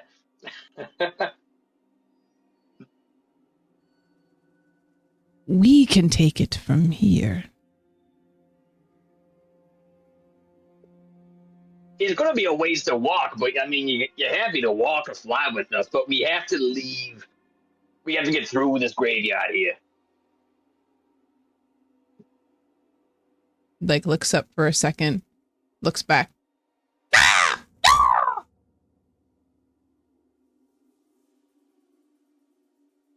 Leave them here. As like the little ones kind of like bounce up and down, and like they're pulling hard. I would like for you to make a strength check for me, Titan, to see if you can hang on to them as they're starting to pull and trying to burrow and pull their way away. Okay. Tighten your grip, if you would. I will tighten my grip. You say it's a saving throw or a check? Saving throw. Oh, it's the exact same number. Okay. I will try to channel the ancient ninja ways of holding something very tightly. 16. All right, let's see if they are able to pull. With an 8, they are not able to pull out of your grip. I can't believe I'm stronger than a bunch of turnips. Yeah, finally, for the first time. I'm past it. I needed a win. The amount of arm wrestles I've lost to turnips. Percy, you notice while all this is going on that the box is starting to rock and roll behind you. Kind of like Oh, that's probably not good. push and pull, and you hear like a noise as like a clawed hand comes out of the side. Just one hand, and it's kind of like scraping up the side. Oh, we got their friends. Well, 5 of them now, I guess. I don't mean to break the immersion, but I forgot that we had sound effects going, and when the box tilting thing, I thought Austin just spilled all his food.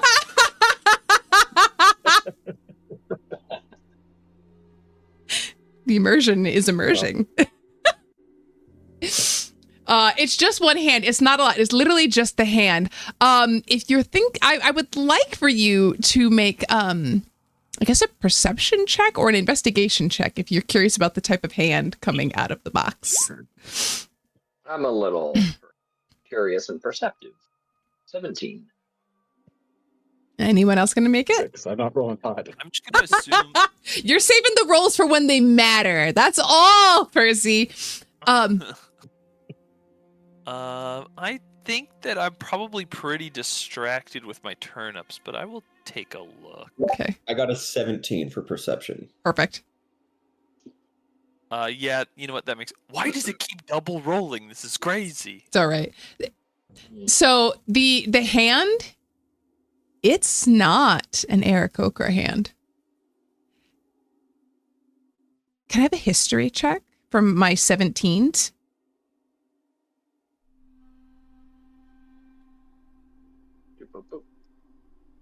Yeah. 15. Woof.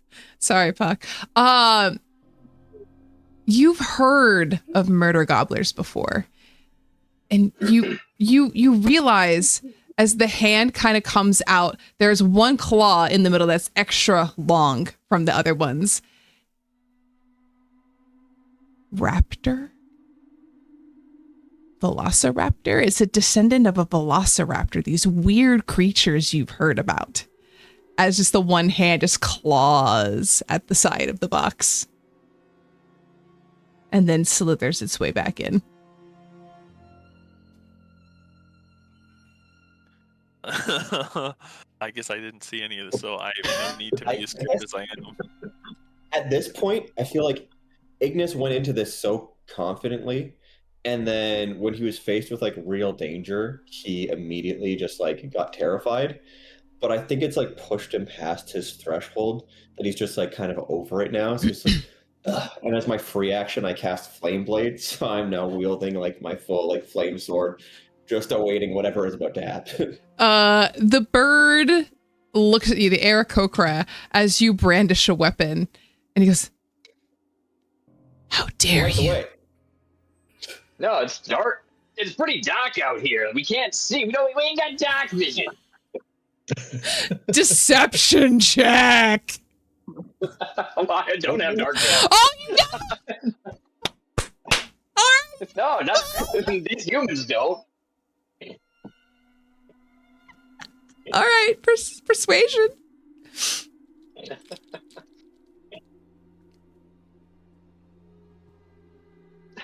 That's an 8. Well, we'll see what it rolls, because you never know.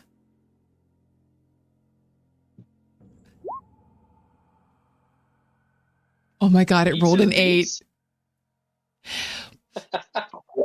It Meets like his beats.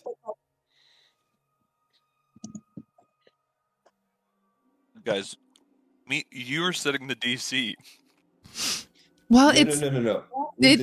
this is to see if it sees through the persuasion. So it rolled an 8. It senses that you're lying, but you're also not lying, because there are two truths held Hey, inside of that. It's kind of. I'll ask one more time. Please, hand over my brethren. look, okay, this is a little bit awkward here, but I'm a fairy. I got to think about deals, and we had the deal that we would get all these guys across the property line, that we're getting all these other supplies that we got to get to. So once we're through, and then you could have your friends back as soon. But I had to get them across the property line.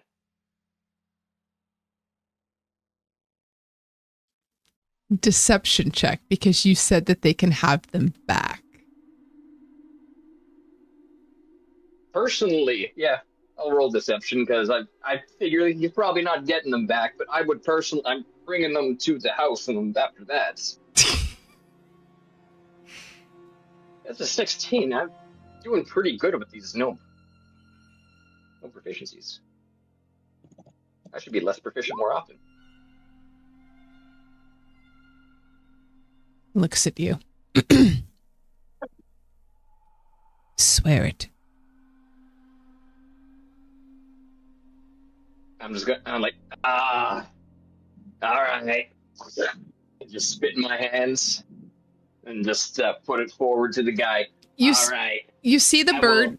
He tries to spit, but instead he does it like that a bird does, and like. Wait, I got you, buddy. I'm gonna come and just spit it out. It goes, and like you could, like, the feathery hand smacks onto yours, and it's got like seed and like whatever has recently been eaten and digested by this. It kind of burns a little bit on your hand, but you make a deal with the bird, and you are able to. Are you bound to that now as a fae? I feel like a little bit. I just, all right, well, I guess we could give it back and then steal them if we have to. I don't know. Because contractually, you agreed to the first one, and now this is in direct competition with your initial contract. So let's how about this? I want you to do an insight roll on yourself to see if you feel like you've made a proper deal. And if you roll, I always fail these. If you do like a 15 or higher, then you've made a deal. I have a 14. So you feel like you were just deceptive enough that it's not an actual deal. Hell yeah. And somehow all of you manage to circumnavigate the encounter with the TCC, with the Thunderclaw crew. and make your way through the woods back. I am just now cluing in that that's who that was. I guess you inside the chat on Roll20, it says like whoever's making the roll, it's saying Thunderclaw Crew Bandit making this roll. I'm porting from D&D Beyond, so I'm not even looking at it. So when we get to past the so we're just like walking like this way past them. Is that you're gonna have to walk pretty much right through, or maybe you can like you're allowed. You can maybe like skirt the edges and walk around if you prefer to not drag the bouncing turnip bodies of their brethren. Yeah, I think I'm just gonna like spin them so that it's tight, and I'll hold it like choked up on the leash so they're off the ground. As they spin. It's just so I have like a firmer grip on them and they can like just wiggle in their leashes only. And then I'll just like walk. Ugh. I don't trust these guys. I'm supposed to trust my comrades, but they're being crazy. I will just follow. I'll stay behind and I'll follow leads, but I'm not gonna carve the path like I normally do. Okay. Are I'm we feeling a lot more confident with my flame blade drawn? So beautiful. I'm like, I love that. Like, I forgot about violence. We could have been doing violence this whole time. You feel a little bit of your soul is moved by those words, that maybe violence isn't always the answer. Yeah. But it's definitely sometimes the answer, which I'm now realizing that like could have at least done some damage. But you do. You make it through the woods around all of the Aarakocra of the TCC gang that is watching you, staring you down while they continue the ritual trying to save their brethren as their turnip compatriots bounce and bob and try to pull against the might of your turtle ninja hands. But yet you do not acquiesce and you carry them onward as you make your way back to the house. Hey, do you think that these turnips are the guys we found that were hollowed out?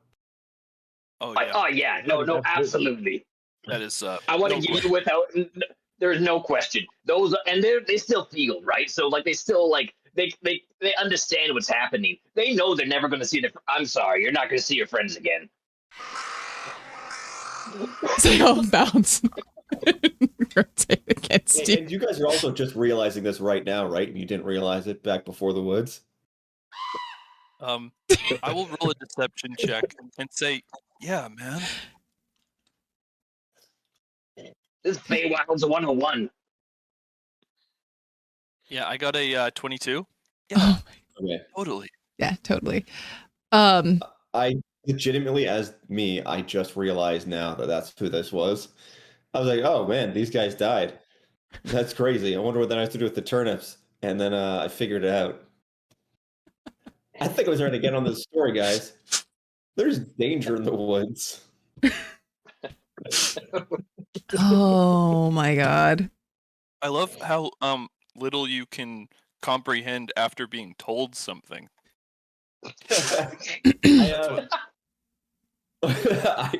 I was told two things, and as far as I'm concerned, they had nothing to do with each other.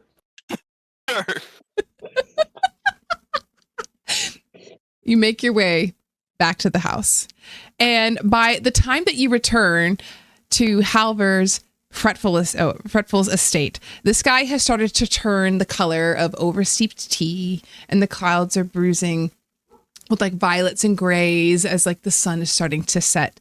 You see lanterns are being lit in the windows, and the manor looks grand, but perhaps too grand for how profoundly unprepared it is for tonight.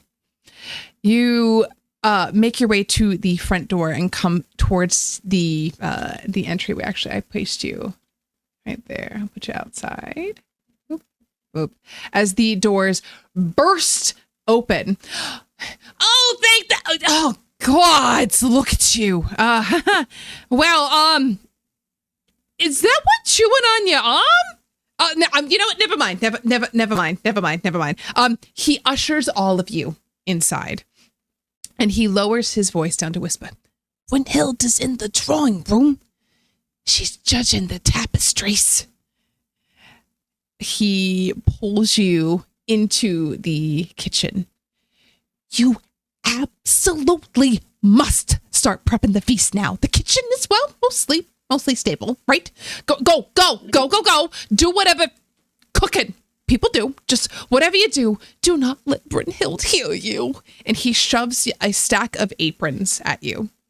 The one on top is suspiciously red and covered in some kind of sticky substance. He like bats it off at the stack and like sheepishly throws it behind him and like kicks it on the ground, hoping you won't notice as he like pushes the obviously blood-stained apron away. You should be good. Here you go, cuz. Wait, we're cooking this? Percy, like, holding the apron. He's not... I wasn't told I was cooking. I was told to go get ingredients. I was about to ask him, like, this whole issue started because of a staffing shortage. Yeah, like, I had a feeling... They all quit, or some of them died. So... I had a feeling... I'm going to ask about the last part in a second. We had to cook this eventually. Like, their whole thing was, like, everybody walked out on him, and then we went and got his groceries. Like, something wasn't adding up, so... Yeah. So, how'd they die? The soup ate them. But the soup's gone. No, soup's gone. Soup's gone. You have a whole new menu. They got the cookbook, right? You got the cookbook? You got the recipes. I mean, sure. I'm starting Perfect. to think that you're not my cousin. Never. Third cousin, twice removed. Look at the family tree. It's up on the wall later, after we're done cooking. Okay? So Let's go. third cousin, that means that you share the same... Let me just double check this. Your first cousin's their grandmother. Second cousin's great. So this is you share the same great-great-great-grandmother, but it's their either great-great-great-great-great-grandmother or just their great-grandmother, depending if they're older or younger than us. He leans into your ear and whispers, I don't think anybody told him he's adopted. He's adopted?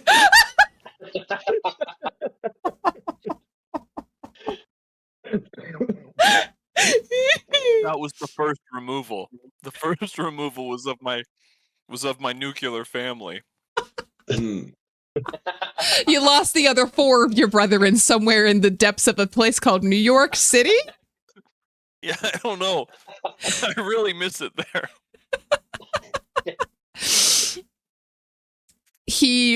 Bummer, dude. He pushes all of you into the kitchen. And you have your cookbook. Percy, do you open the cookbook? I mean, what else is Percy gonna do? You he pulls out the book and flips past the 7th page because I don't want to hear the food. Almost. very quickly open close. Almost.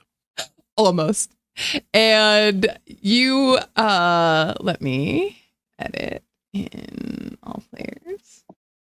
Save changes. First page. The murder gobbler, roasted whole. Do not pluck the feathers. They hold the juices and add a lovely crunch. Guests who complain have no appreciation for texture. Place bird in oven.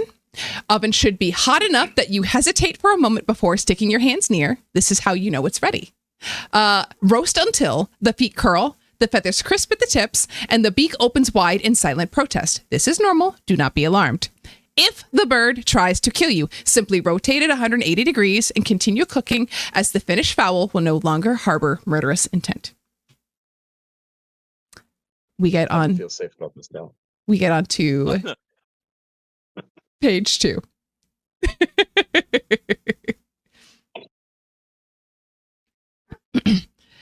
Suitor's embers, excellent bread once softened. Important, breaking the embers is extremely difficult as they are dense enough to shame granite. Method A, mortal approved. Place 1 ember inside a sturdy sack.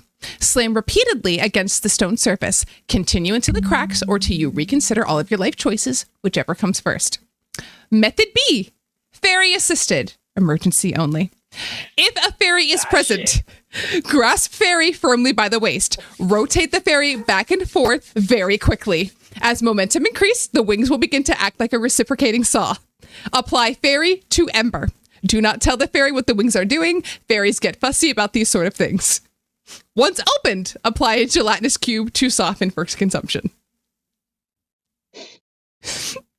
Paid. Okay.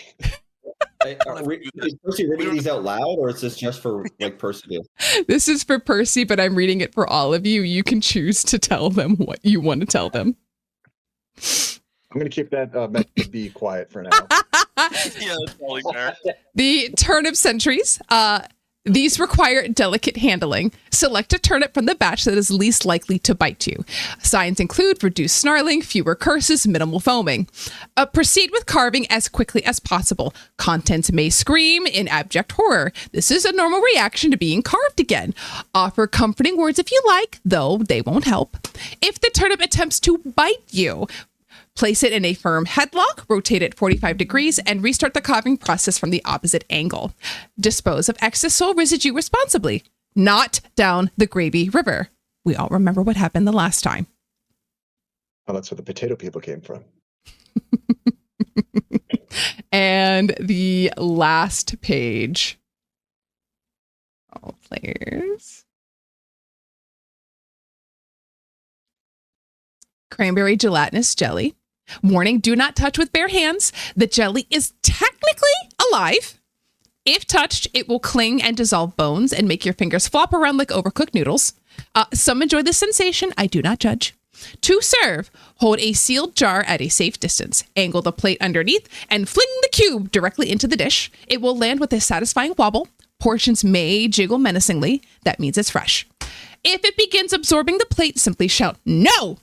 With conviction and tap it 3 times. It'll skulk, but comply. Final notes. Recipes on pages 7 through 9 may howl. Page 13 is still cursed, not my fault. Do not read aloud the ingredient list on page 20 unless you want company. And remember to enjoy your meal and remember to season boldly or not at all. Okay. Percival shares the instructions, except for the emergency fairy method. We're going to hold on to that one. No, we're gonna hold on to something. Don't mean by the waist. The Hovel comes back in. You gotta put the fowl in you gotta put the bird in the oven first. Come on, guys. Hurry it up. Hurry it up.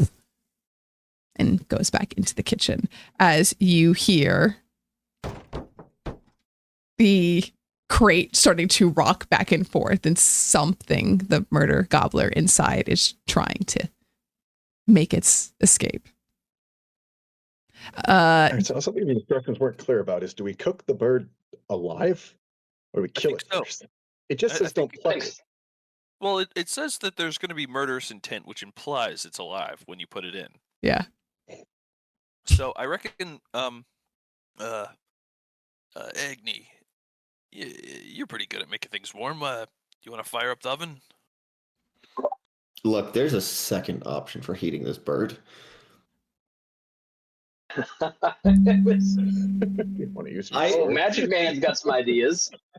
So there are a couple options. One, again, involves Flame Blade. But I also just have Produce Flame. Oh, hey, I got that too, actually. We could just combo this. Yeah. So This is like Reese, the- I have Fire. stunning blows too. I can just keep knocking this bird out. we can go on either side of the box. A flickering flame appears in your hand. The flame remains there for the duration and harms neither you nor your equipment. The flame sheds bright light in a 10-foot radius. We could just like dual heat this from either side. I love the creativity. So, are you going to cook it in the box?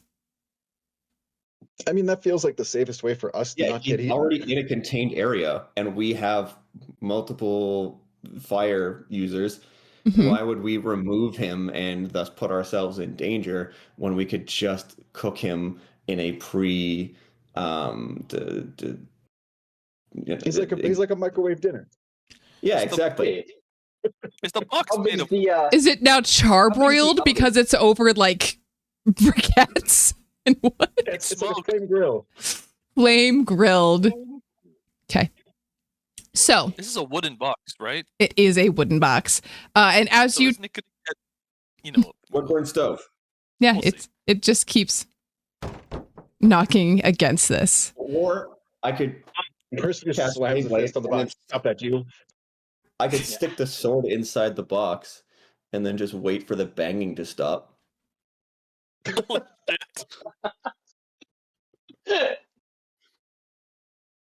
love it. Oh my, I oh love my it. god. All right. Could What's I try?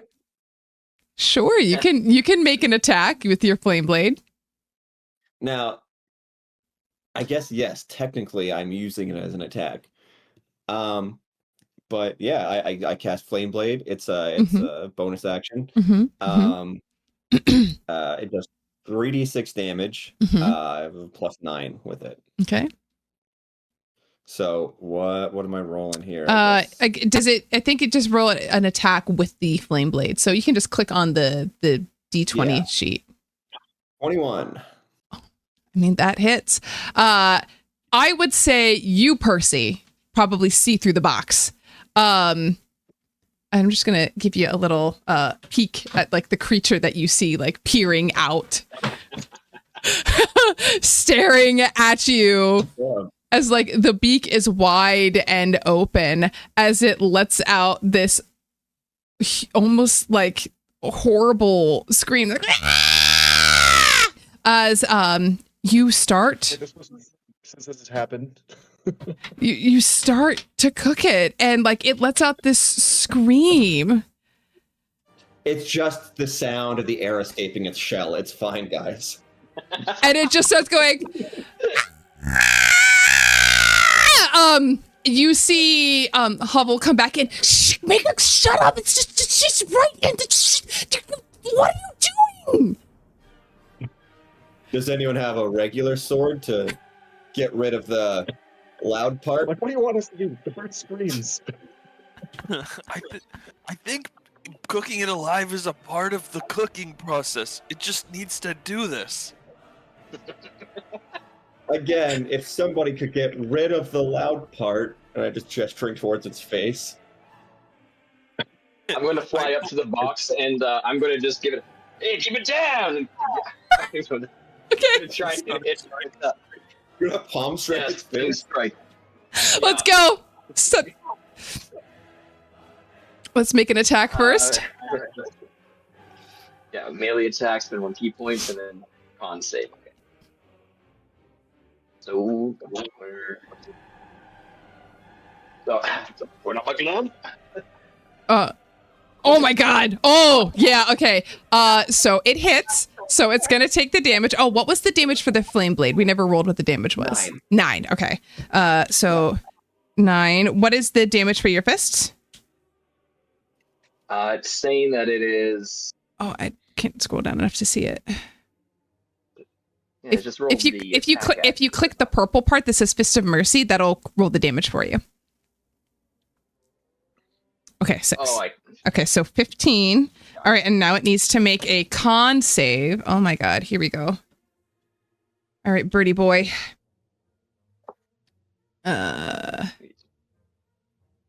Okay. Math All right. hard. All right, con save. Let's go. 15. Rolled an 8. The murder gobbler is now stunned and incapable of producing speech for the next round. So, my friends, that was your surprise round on the poor murder gobbler, as it was going to try to escape, but now it's stunned. What all do you want to do to it? You know what? To help finish the cooking process.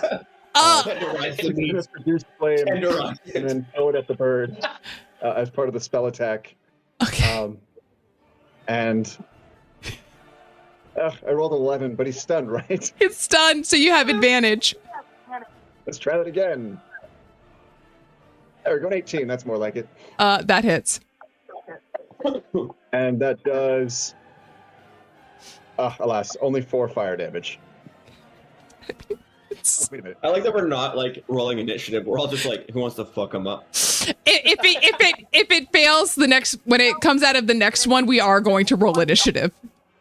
So could I just kind of like reposition? Yeah. You know what I mean? Yeah, just twist the blade. Hey, Like, Jill, can you do literally that? Can you do that gesture again for me? A couple times after the show. A few more times. Another 9. Good dear.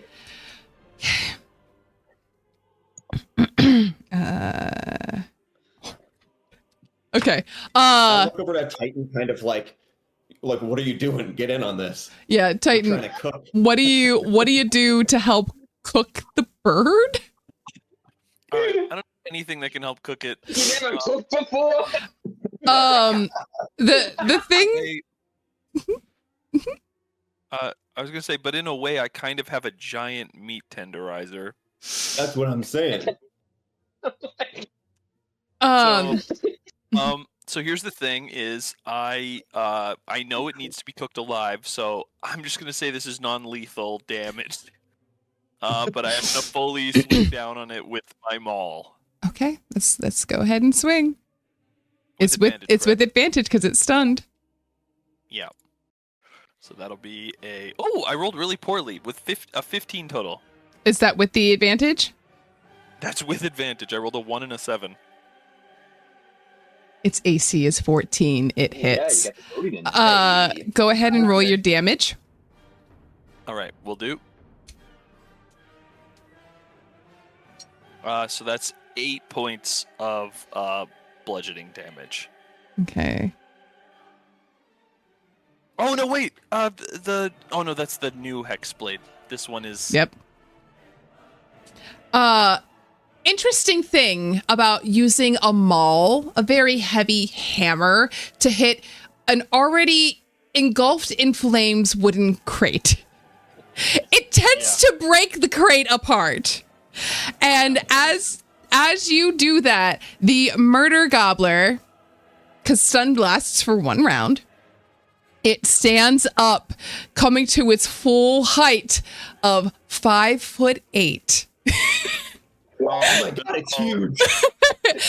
And it stands up, and you see this body is covered in like these blue feathers, but it also has like this like velociraptor kind of look to it as it stands up, coming to its full 5'8" height.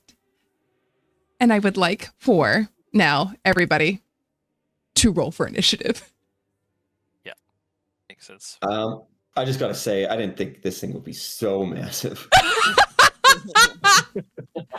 Hey, natural 20, 22. Hey!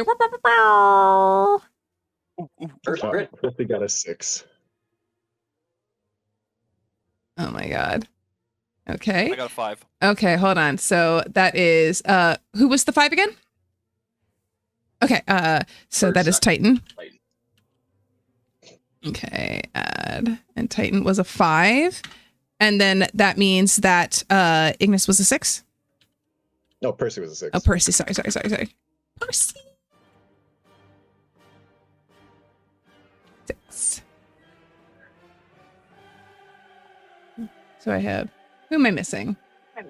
I have Percy, Titan.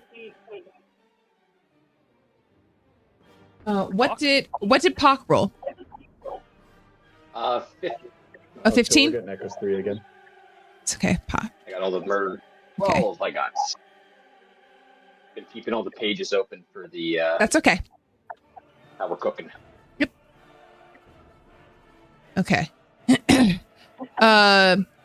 So the bird, the murder gobbler, stands up to its full height, and it immediately tries to fly away as it's engulfed in flames, and it tries to fly on top of like the countertops, the tabletops, like over in this direction, trying to get away from all of you as it goes, but it kicks its back feet out, trying to maybe like catch one of you with it as it flies off.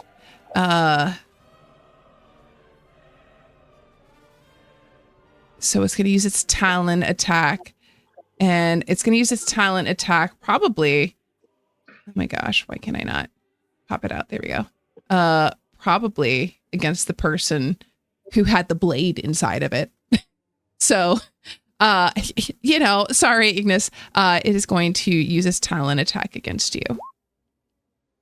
I don't think a 10 hits. A 10 does not hit. A 10 does not hit. It is flying away. So if you would like to make an attack of opportunity against it, you are more than welcome to. I would love to. Let's. Oops, I did not mean to move. Whap it. That's okay. I moved you so that you were like actually on top of him. And then Pock, you'll get an attack of opportunity too, considering where you're. Oh, actually, everybody except for Percy gets one. Let's go.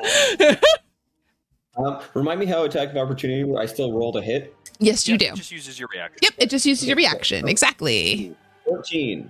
That is exactly its AC. Perfect. I crit.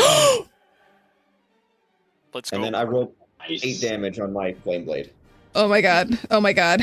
Oh my god. Okay. Yep. Let's go. It's. But here we go. So that's gonna be 4d6 plus 4.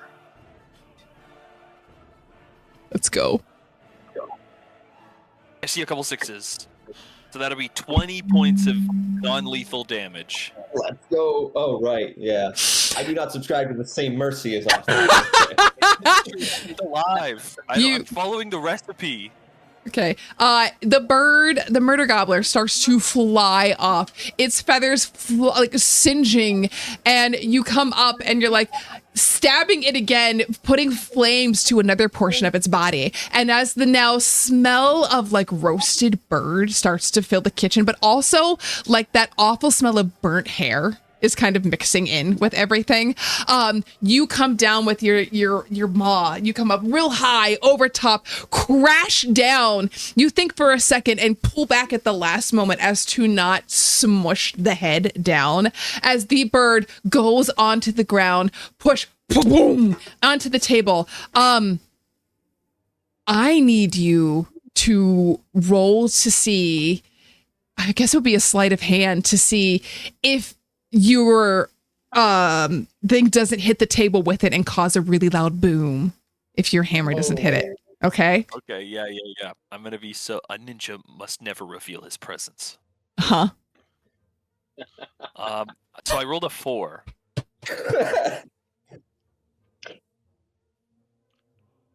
In true ninja fashion, Dr. Bio, the only thing that you can focus on is not killing the fowl.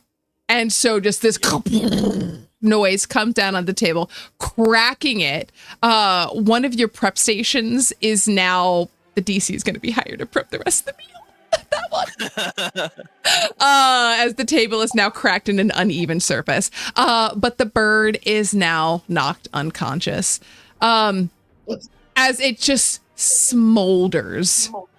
At this point, Halvar walks into the kitchen and goes, ah! It just shuts the door and walks away. As the bird continues to smolder. As you watch, you have the recipe book. The toes start to curl inward. The beak starts to slowly open. And you see it, Percy, as you look into the eyes, as the murderous intent slowly fades away, as the bird becomes cooked. All right, what's that's next? a cooked bird. Was that how it died? Another gobbler. No murder. Up until exactly that moment? Yeah. kind of beautiful. Titan sheds a single tear. So now what's going to happen is all of you need to help to continue to prepare the rest of the dinner. So we're going to go into a skill challenge, my friends. So we need to have more successes than failures while making these, okay? Depending on how well you cook the meal will dictate whether or not the dinner will go over well. We are under pressure, though. We only have 6 rounds in order to actually accomplish the goal. So, I guess I just retreat on myself. So When it's my turn. it is Ignis's turn. So, what station are you taking? Let's figure this out. Who is preparing what? I want to do the jelly. Okay, you want to do the jelly. Okay. Yeah. So we'll put you at the jelly table. The table that has the turnips is the one that is going to be at disadvantage. It also has a smoldering bird carcass at it. Yeah, I want nothing to do with anything to do with that bird. Or sorry, those turnips. Okay. I think Percy's going to try and figure out the Surtur's embers, and he's going to need Hawk's help with that. Oh, perfect. Thanks, guys. Yeah. I'm really beginning to feel like I'm not family. All right, which I guess means that unless you want to sit out this round, Titan is the one left with the turnips. He's just always so familiar. He brought him all the way over here. The turnips Gotta turn see through.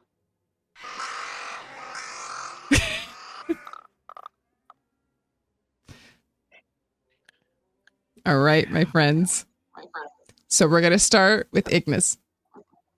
All right. All right. What I need you to do for your cranberry jelly.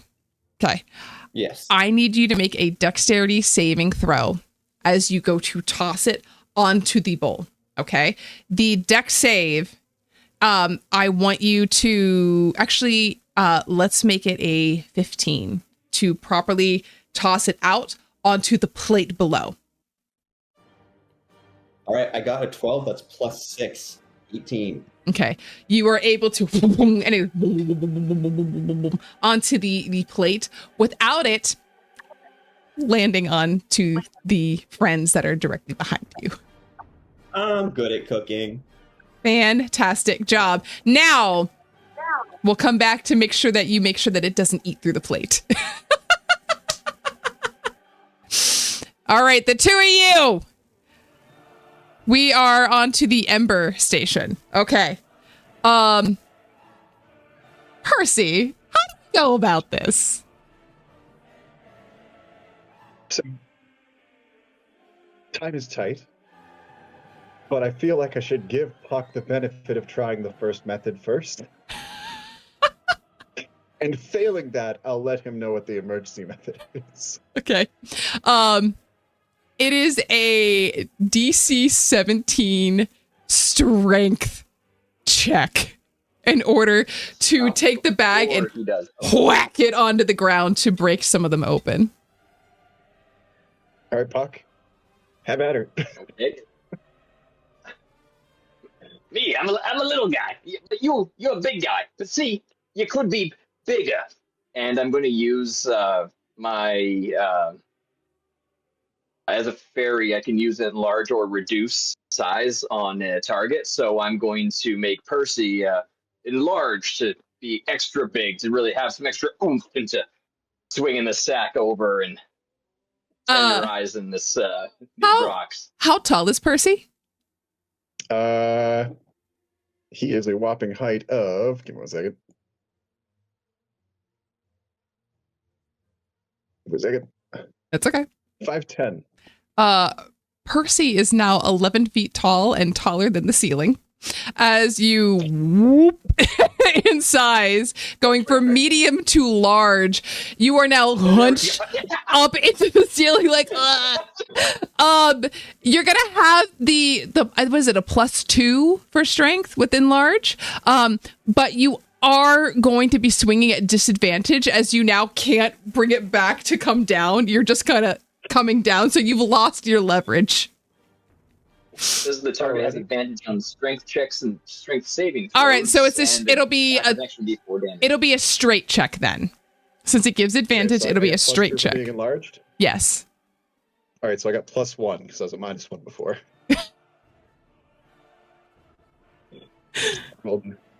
Oh wait, no. I rolled an 8.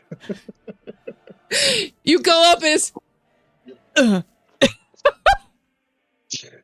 That is one failure. Okay, Percy says he's going to try something different now.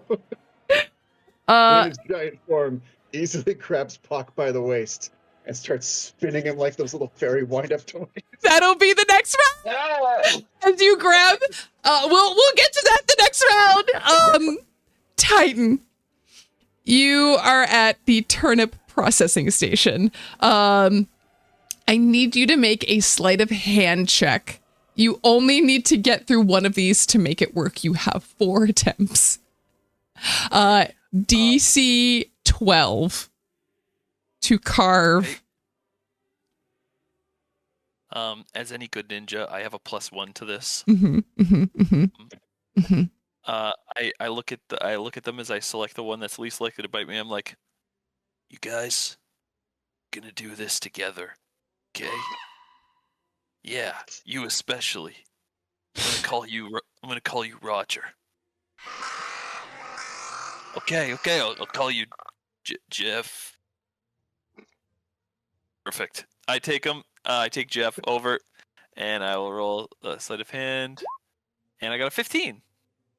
I can't remember what it was. It was 12, I think I needed. Yeah, as it screams a more human scream as you carve into the flesh, feeling a lot of regret as you carve into it. And as you open it up, you see like a puff of like Aarakocra feathers as it's like the little bits of its soul leaving the body, as the turnip goes still in your hands, as the other crows scream in abject horror, watching what has happened to their friend.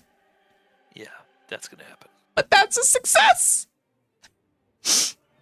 At this point, because we have had one failure, the carcass of the bird, which is still on fire, does start to fill the room with a bit of smoke. It's not too bad yet. Just a little bit. Can I say on my turn, before my turn ends, I'm like, I can do the rock thing without hurting Puck if you guys want to manage the bird. We haven't established the Puck thing yet. He hasn't done that yet. That'll be, we was just saying what it's going to be. That was like a foreboding thought. Yep. All right, Ignis. You've done an excellent job. The jelly is starting to eat through the plate. So you have to give it be really convincing when you yell it no and like tap on the plate. So I need you to give me a good persuasion check. We're going to say like a DC 13. Oh, easy. My persuasion, I have +13, so I don't need to roll. Let's just make sure it's not a natural 1. Okay, I got 28. Do I convince it? It's wiggling menacingly, and then it stops. And it's almost as though the jelly turns to look at you. And you feel... I just gave it like... Yeah? Oh, I just gave it like the most like dad voice I could summon. Like all I go, and then that's all I say to it. I don't know if you've ever felt like you could make a connection with sentient ooze, but it wiggles and looks at you. It now thinks of you as its father. And your next check will be with advantage. as it just kind of wiggles at you. Percy and Puck. All right. Puck, you're going to need to be chill for a second. And I grab him by the ass.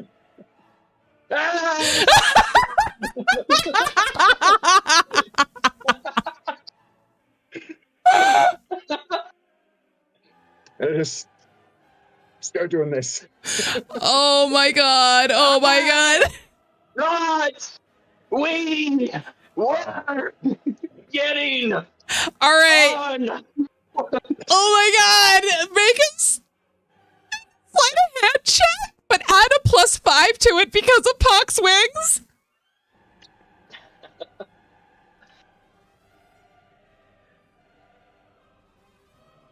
I'm 16. That's enough.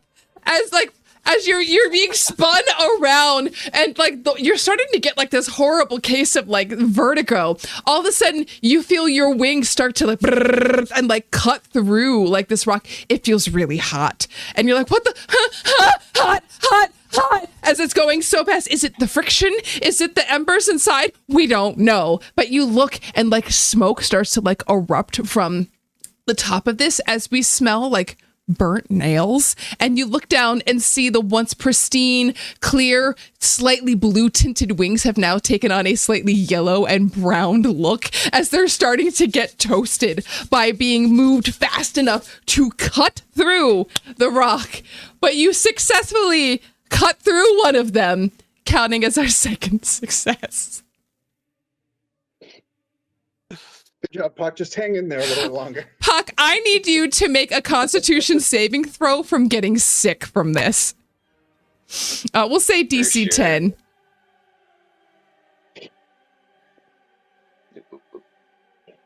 Oh, where we at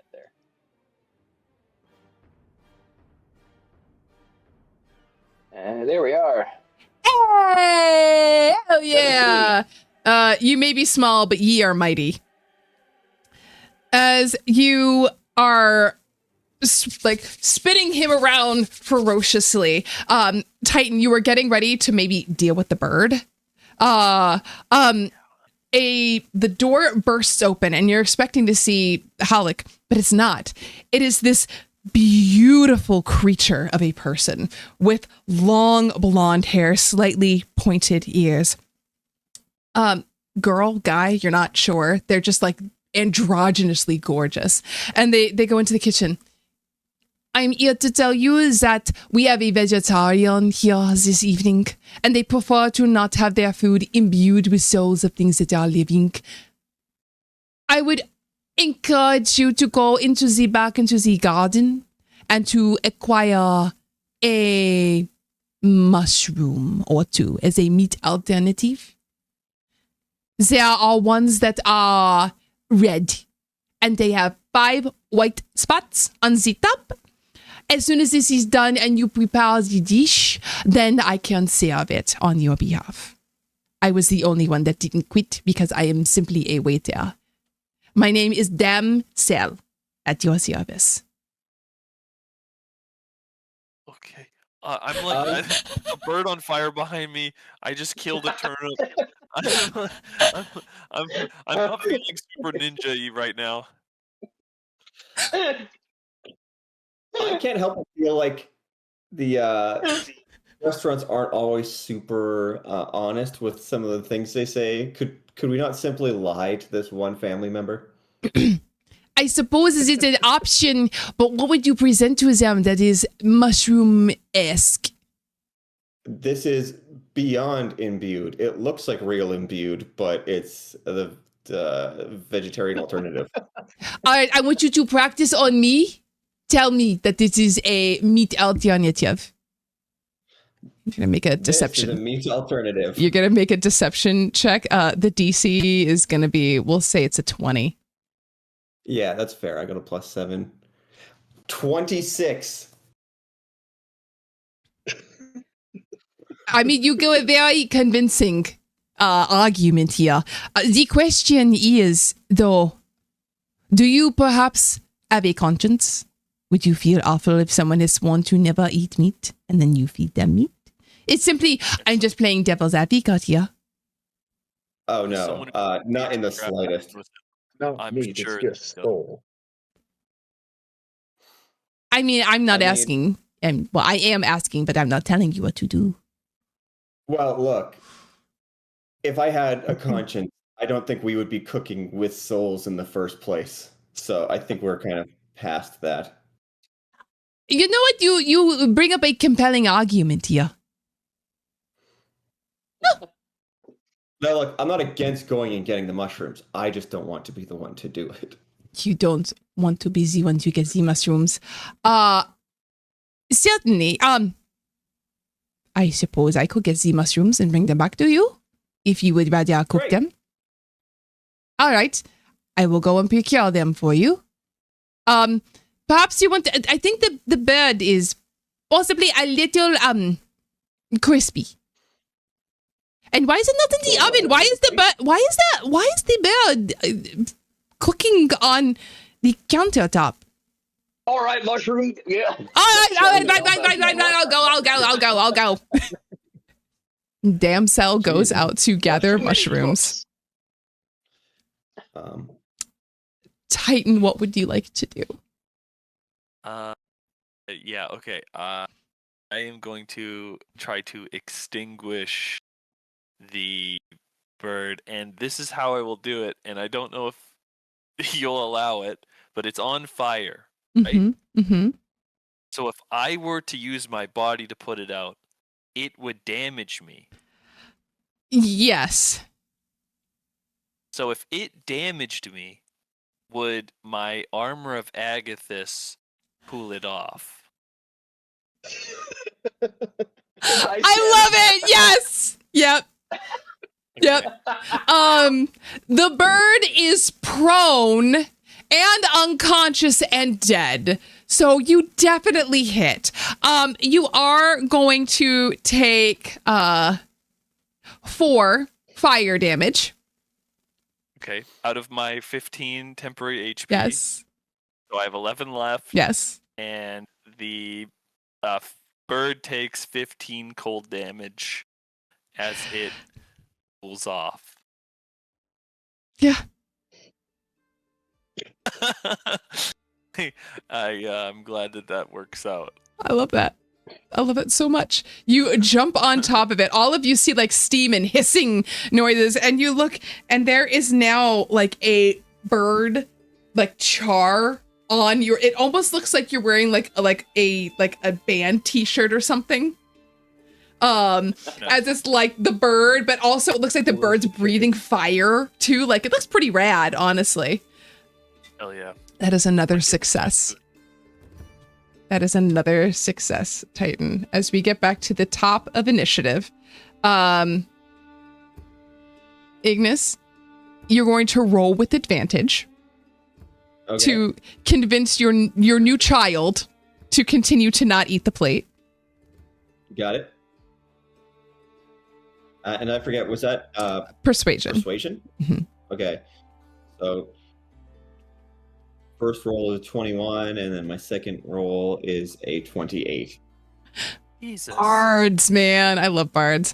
That's all I'm doing. The Jello does the wiggle, wiggle, wiggle, wiggle, wiggle, wiggle, and it wiggles to you.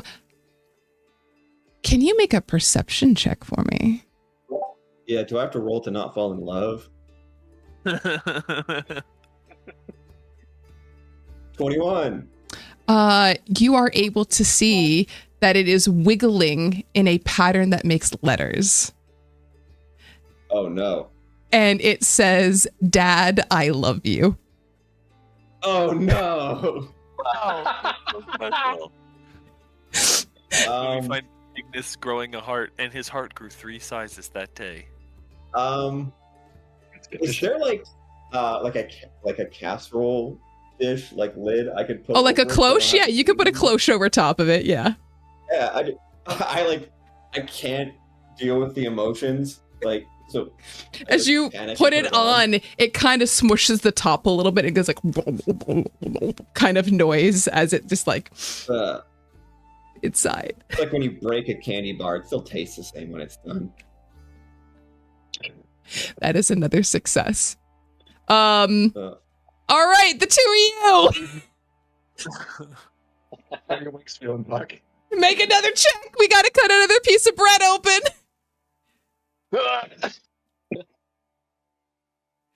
And there was a +5 from his wings as well. Yeah. Sleight of hand. I got another 16. Beautiful. Puck. I want you to roll a Constitution saving throw, but not for throwing up. It's if your wings can handle the heat from cutting through this. Okay? We'll say it's like 12. Okay.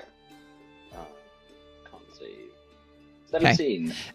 The wings darken in color just a little bit more, but they do slice open. Kitchen smells awful. It smells like burnt hair. And you look, and some of your hair has started to singe and like blacken, like curl in on itself. Right. But that's another success. Titan. As you are now standing there with your rad ass bird mural shirt print on yourself, So Damsel returns. Here you go. Here's a basket of mushrooms that I procured for you. Enjoy. Toodles. And like goes out of the kitchen with like little sparkles behind him. and I don't see a recipe in the book for these, so do I just saute them? I would like for you first to do a investigation check. Investigating. Yep, to make sure that these are like good mushrooms. Oh yeah, sure. They asked for mushrooms. They never asked for cooked mushrooms. Kind of like survival. Yeah, we could do. You think survival? Yeah, we could do survival. Okay, well that would make it a 9. They're totally mushrooms. So edible. Yeah. You Perfect. want to you would saute never- them? Totally. Yeah, I guess so. Yeah. I would like for you, like a DC 10, just to like chop them up, cut them up, saute them. We'll do another sleight of hand because it's cooking. Sure. Okay. Do it. Oh my dear God. All right. So, A 2 followed by a 4. I'm cooking with gas, as they say. you are cooking with something. As you start to cook and start to put everything sort of together, you chop them up, like perfectly chop them up, actually, like do an amazing job. You're cooking them, but as they're cooking, the fumes start to kind of hit you a little bit and your eyes kind of start to cross a little bit. I need you to roll a D100 because these are hallucinogenic mushrooms. Okay. And this is going to be on the wild magic table. Oh, I got an 8. That's incredible. Oh, incredibly bad, maybe. No, that's incredibly good. I'm getting incredibly good energy. That's the Iraq. All right. Yeah. You're cooking the mushrooms. And through the spore-induced haze, you're looking and you're like, I need more heat. I need more heat. These need more heat. These need more heat. And then all of a sudden, from inside of you, something you've never felt before, a swell of magic comes. You are standing right here. Oh no, I think I know what it is. And I need to see. Guys, I don't think it's good if it's what I think it is.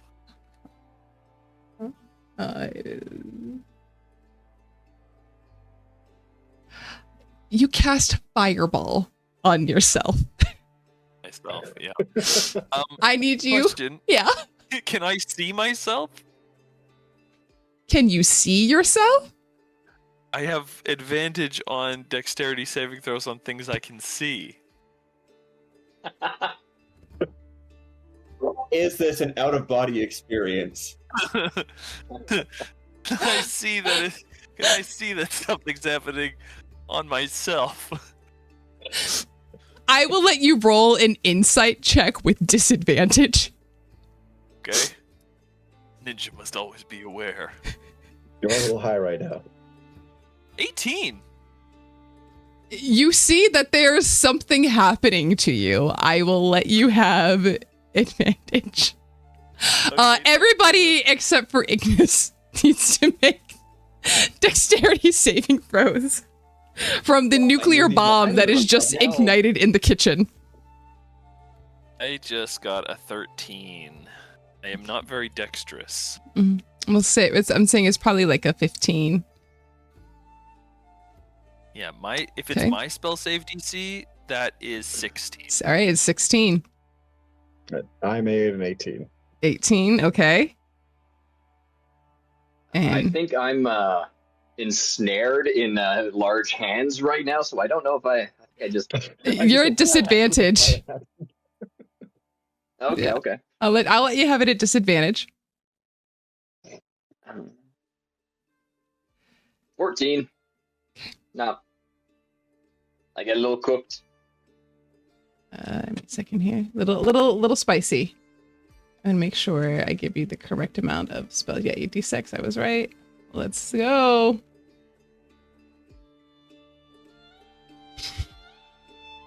As this noise comes into the kitchen, as this fireball comes off, it's something, all right. As you look down, bird completely obliterated. It is now crispy, crunchy. And I would say what I roll is 29, so half of 29. We're gonna go with 14. Is what we would take if we passed. Otherwise, it's gonna be the full 29 points of fire damage. As you look in the kitchen and it just mushrooms burnt, turkey burnt, bread survived. It was in the cloche. Yeah, because the Jello survived. Turnips didn't do great. They the one that you carved, done. But one of the other ones was on your back. You would have to carve another one if you wanted to, but those ones did survive. Okay. So do I also take 15 cold damage for hurting myself? Yeah, Yeah, I'll take it. That's fine. I love that you guys went through all of this, escaped the encounter with the Aarakocra, and what happens? A rogue fireball is what does all of the damage to the party. Be your own people. On brand, honestly. Okay. Okay. So I guess that's my turn. I would like to rage. My bonus. As you just start to rage saute the burnt embers, and like the mushrooms are now literally just like charcoal briquettes, and all of you hear is like click clink click clink click clink click clink click clink as you just rage cooking these. Damsel walks into the kitchen. Oh my goodness, this is a mess. The fowl is charred on the outside, and what happened to you? Oh my God, so what happened to all? Never mind. I'm not going to ask, but it's time to plate up the food. I'm just gonna look at her and I'm gonna say, never pick mushrooms again. Well, if somebody else would have got them, then perhaps it would have gone better. I did the best that I could. I'm still raging. I take my mace and I just throw it through the ground. For it, roll an intimidation check, sure. There we go. Oh, it's not even that scary. It's an 11. Maybe it's kind of cute. It's kind. I mean, they look at you. Oh, look at you, big boy, trying to make me feel something inside. Maybe later. Steam comes out of my nose. Oh, that is actually a little bit more intimidating. But I will take all of the food. All of you are requested to come and observe the tasting. Hold on. Is it too late for me to have a change of heart about the jelly? Do you plate it? The jelly is needed in order to make the other things edible. I remove the what did you call it? The cloche. Cloche. The cloche, and I make what my best attempt at eye contact with the jelly. And I kind of turn back, and I make eye contact with a much like defeated Titan at this point, and I just go, "What would a ninja do?" So, from my perspective, there's 2 buns ready to be cooked, and the jelly ready to be put on it, which is like essentially 1 dish out of 3. I guess what I say is, I guess what I'll say is like, the ninja doesn't give a shit about this anymore. I like reach out my arm for the jelly to like board me, more or less. The jelly makes its way and slowly starts to like crawl up your arm. As it does that, your fingertips like turn to like rubber as it slowly starts to like numb them. It hasn't dissolved your bones yet. It would have to stay in one spot for a little bit. But you have been successfully boarded by the cranberry jelly. Let's call him Sloppy Joe. Sloppy. Little belf on your shoulder, Percy. What the fuck? What is this, Percy? Language. Language. Titan just tried to kill us. To be fair, I don't think he meant it. Are you sure, sir? I don't think he knows he did that. Does he know he's alive?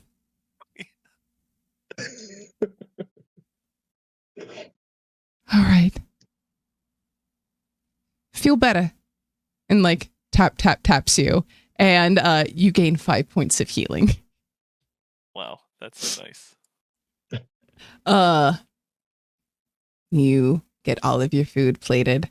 And as you walk in, you hear some fancy dinner music playing.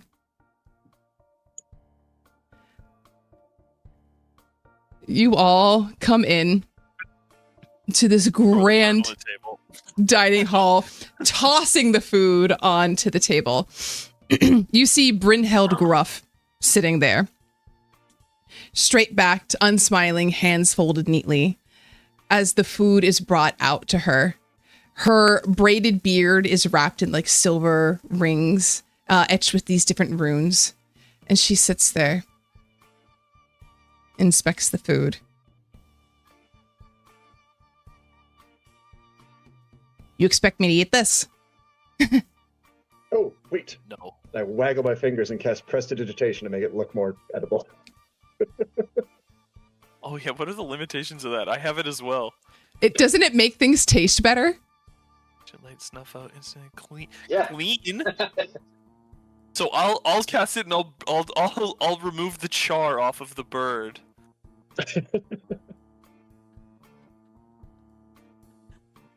Or flavor.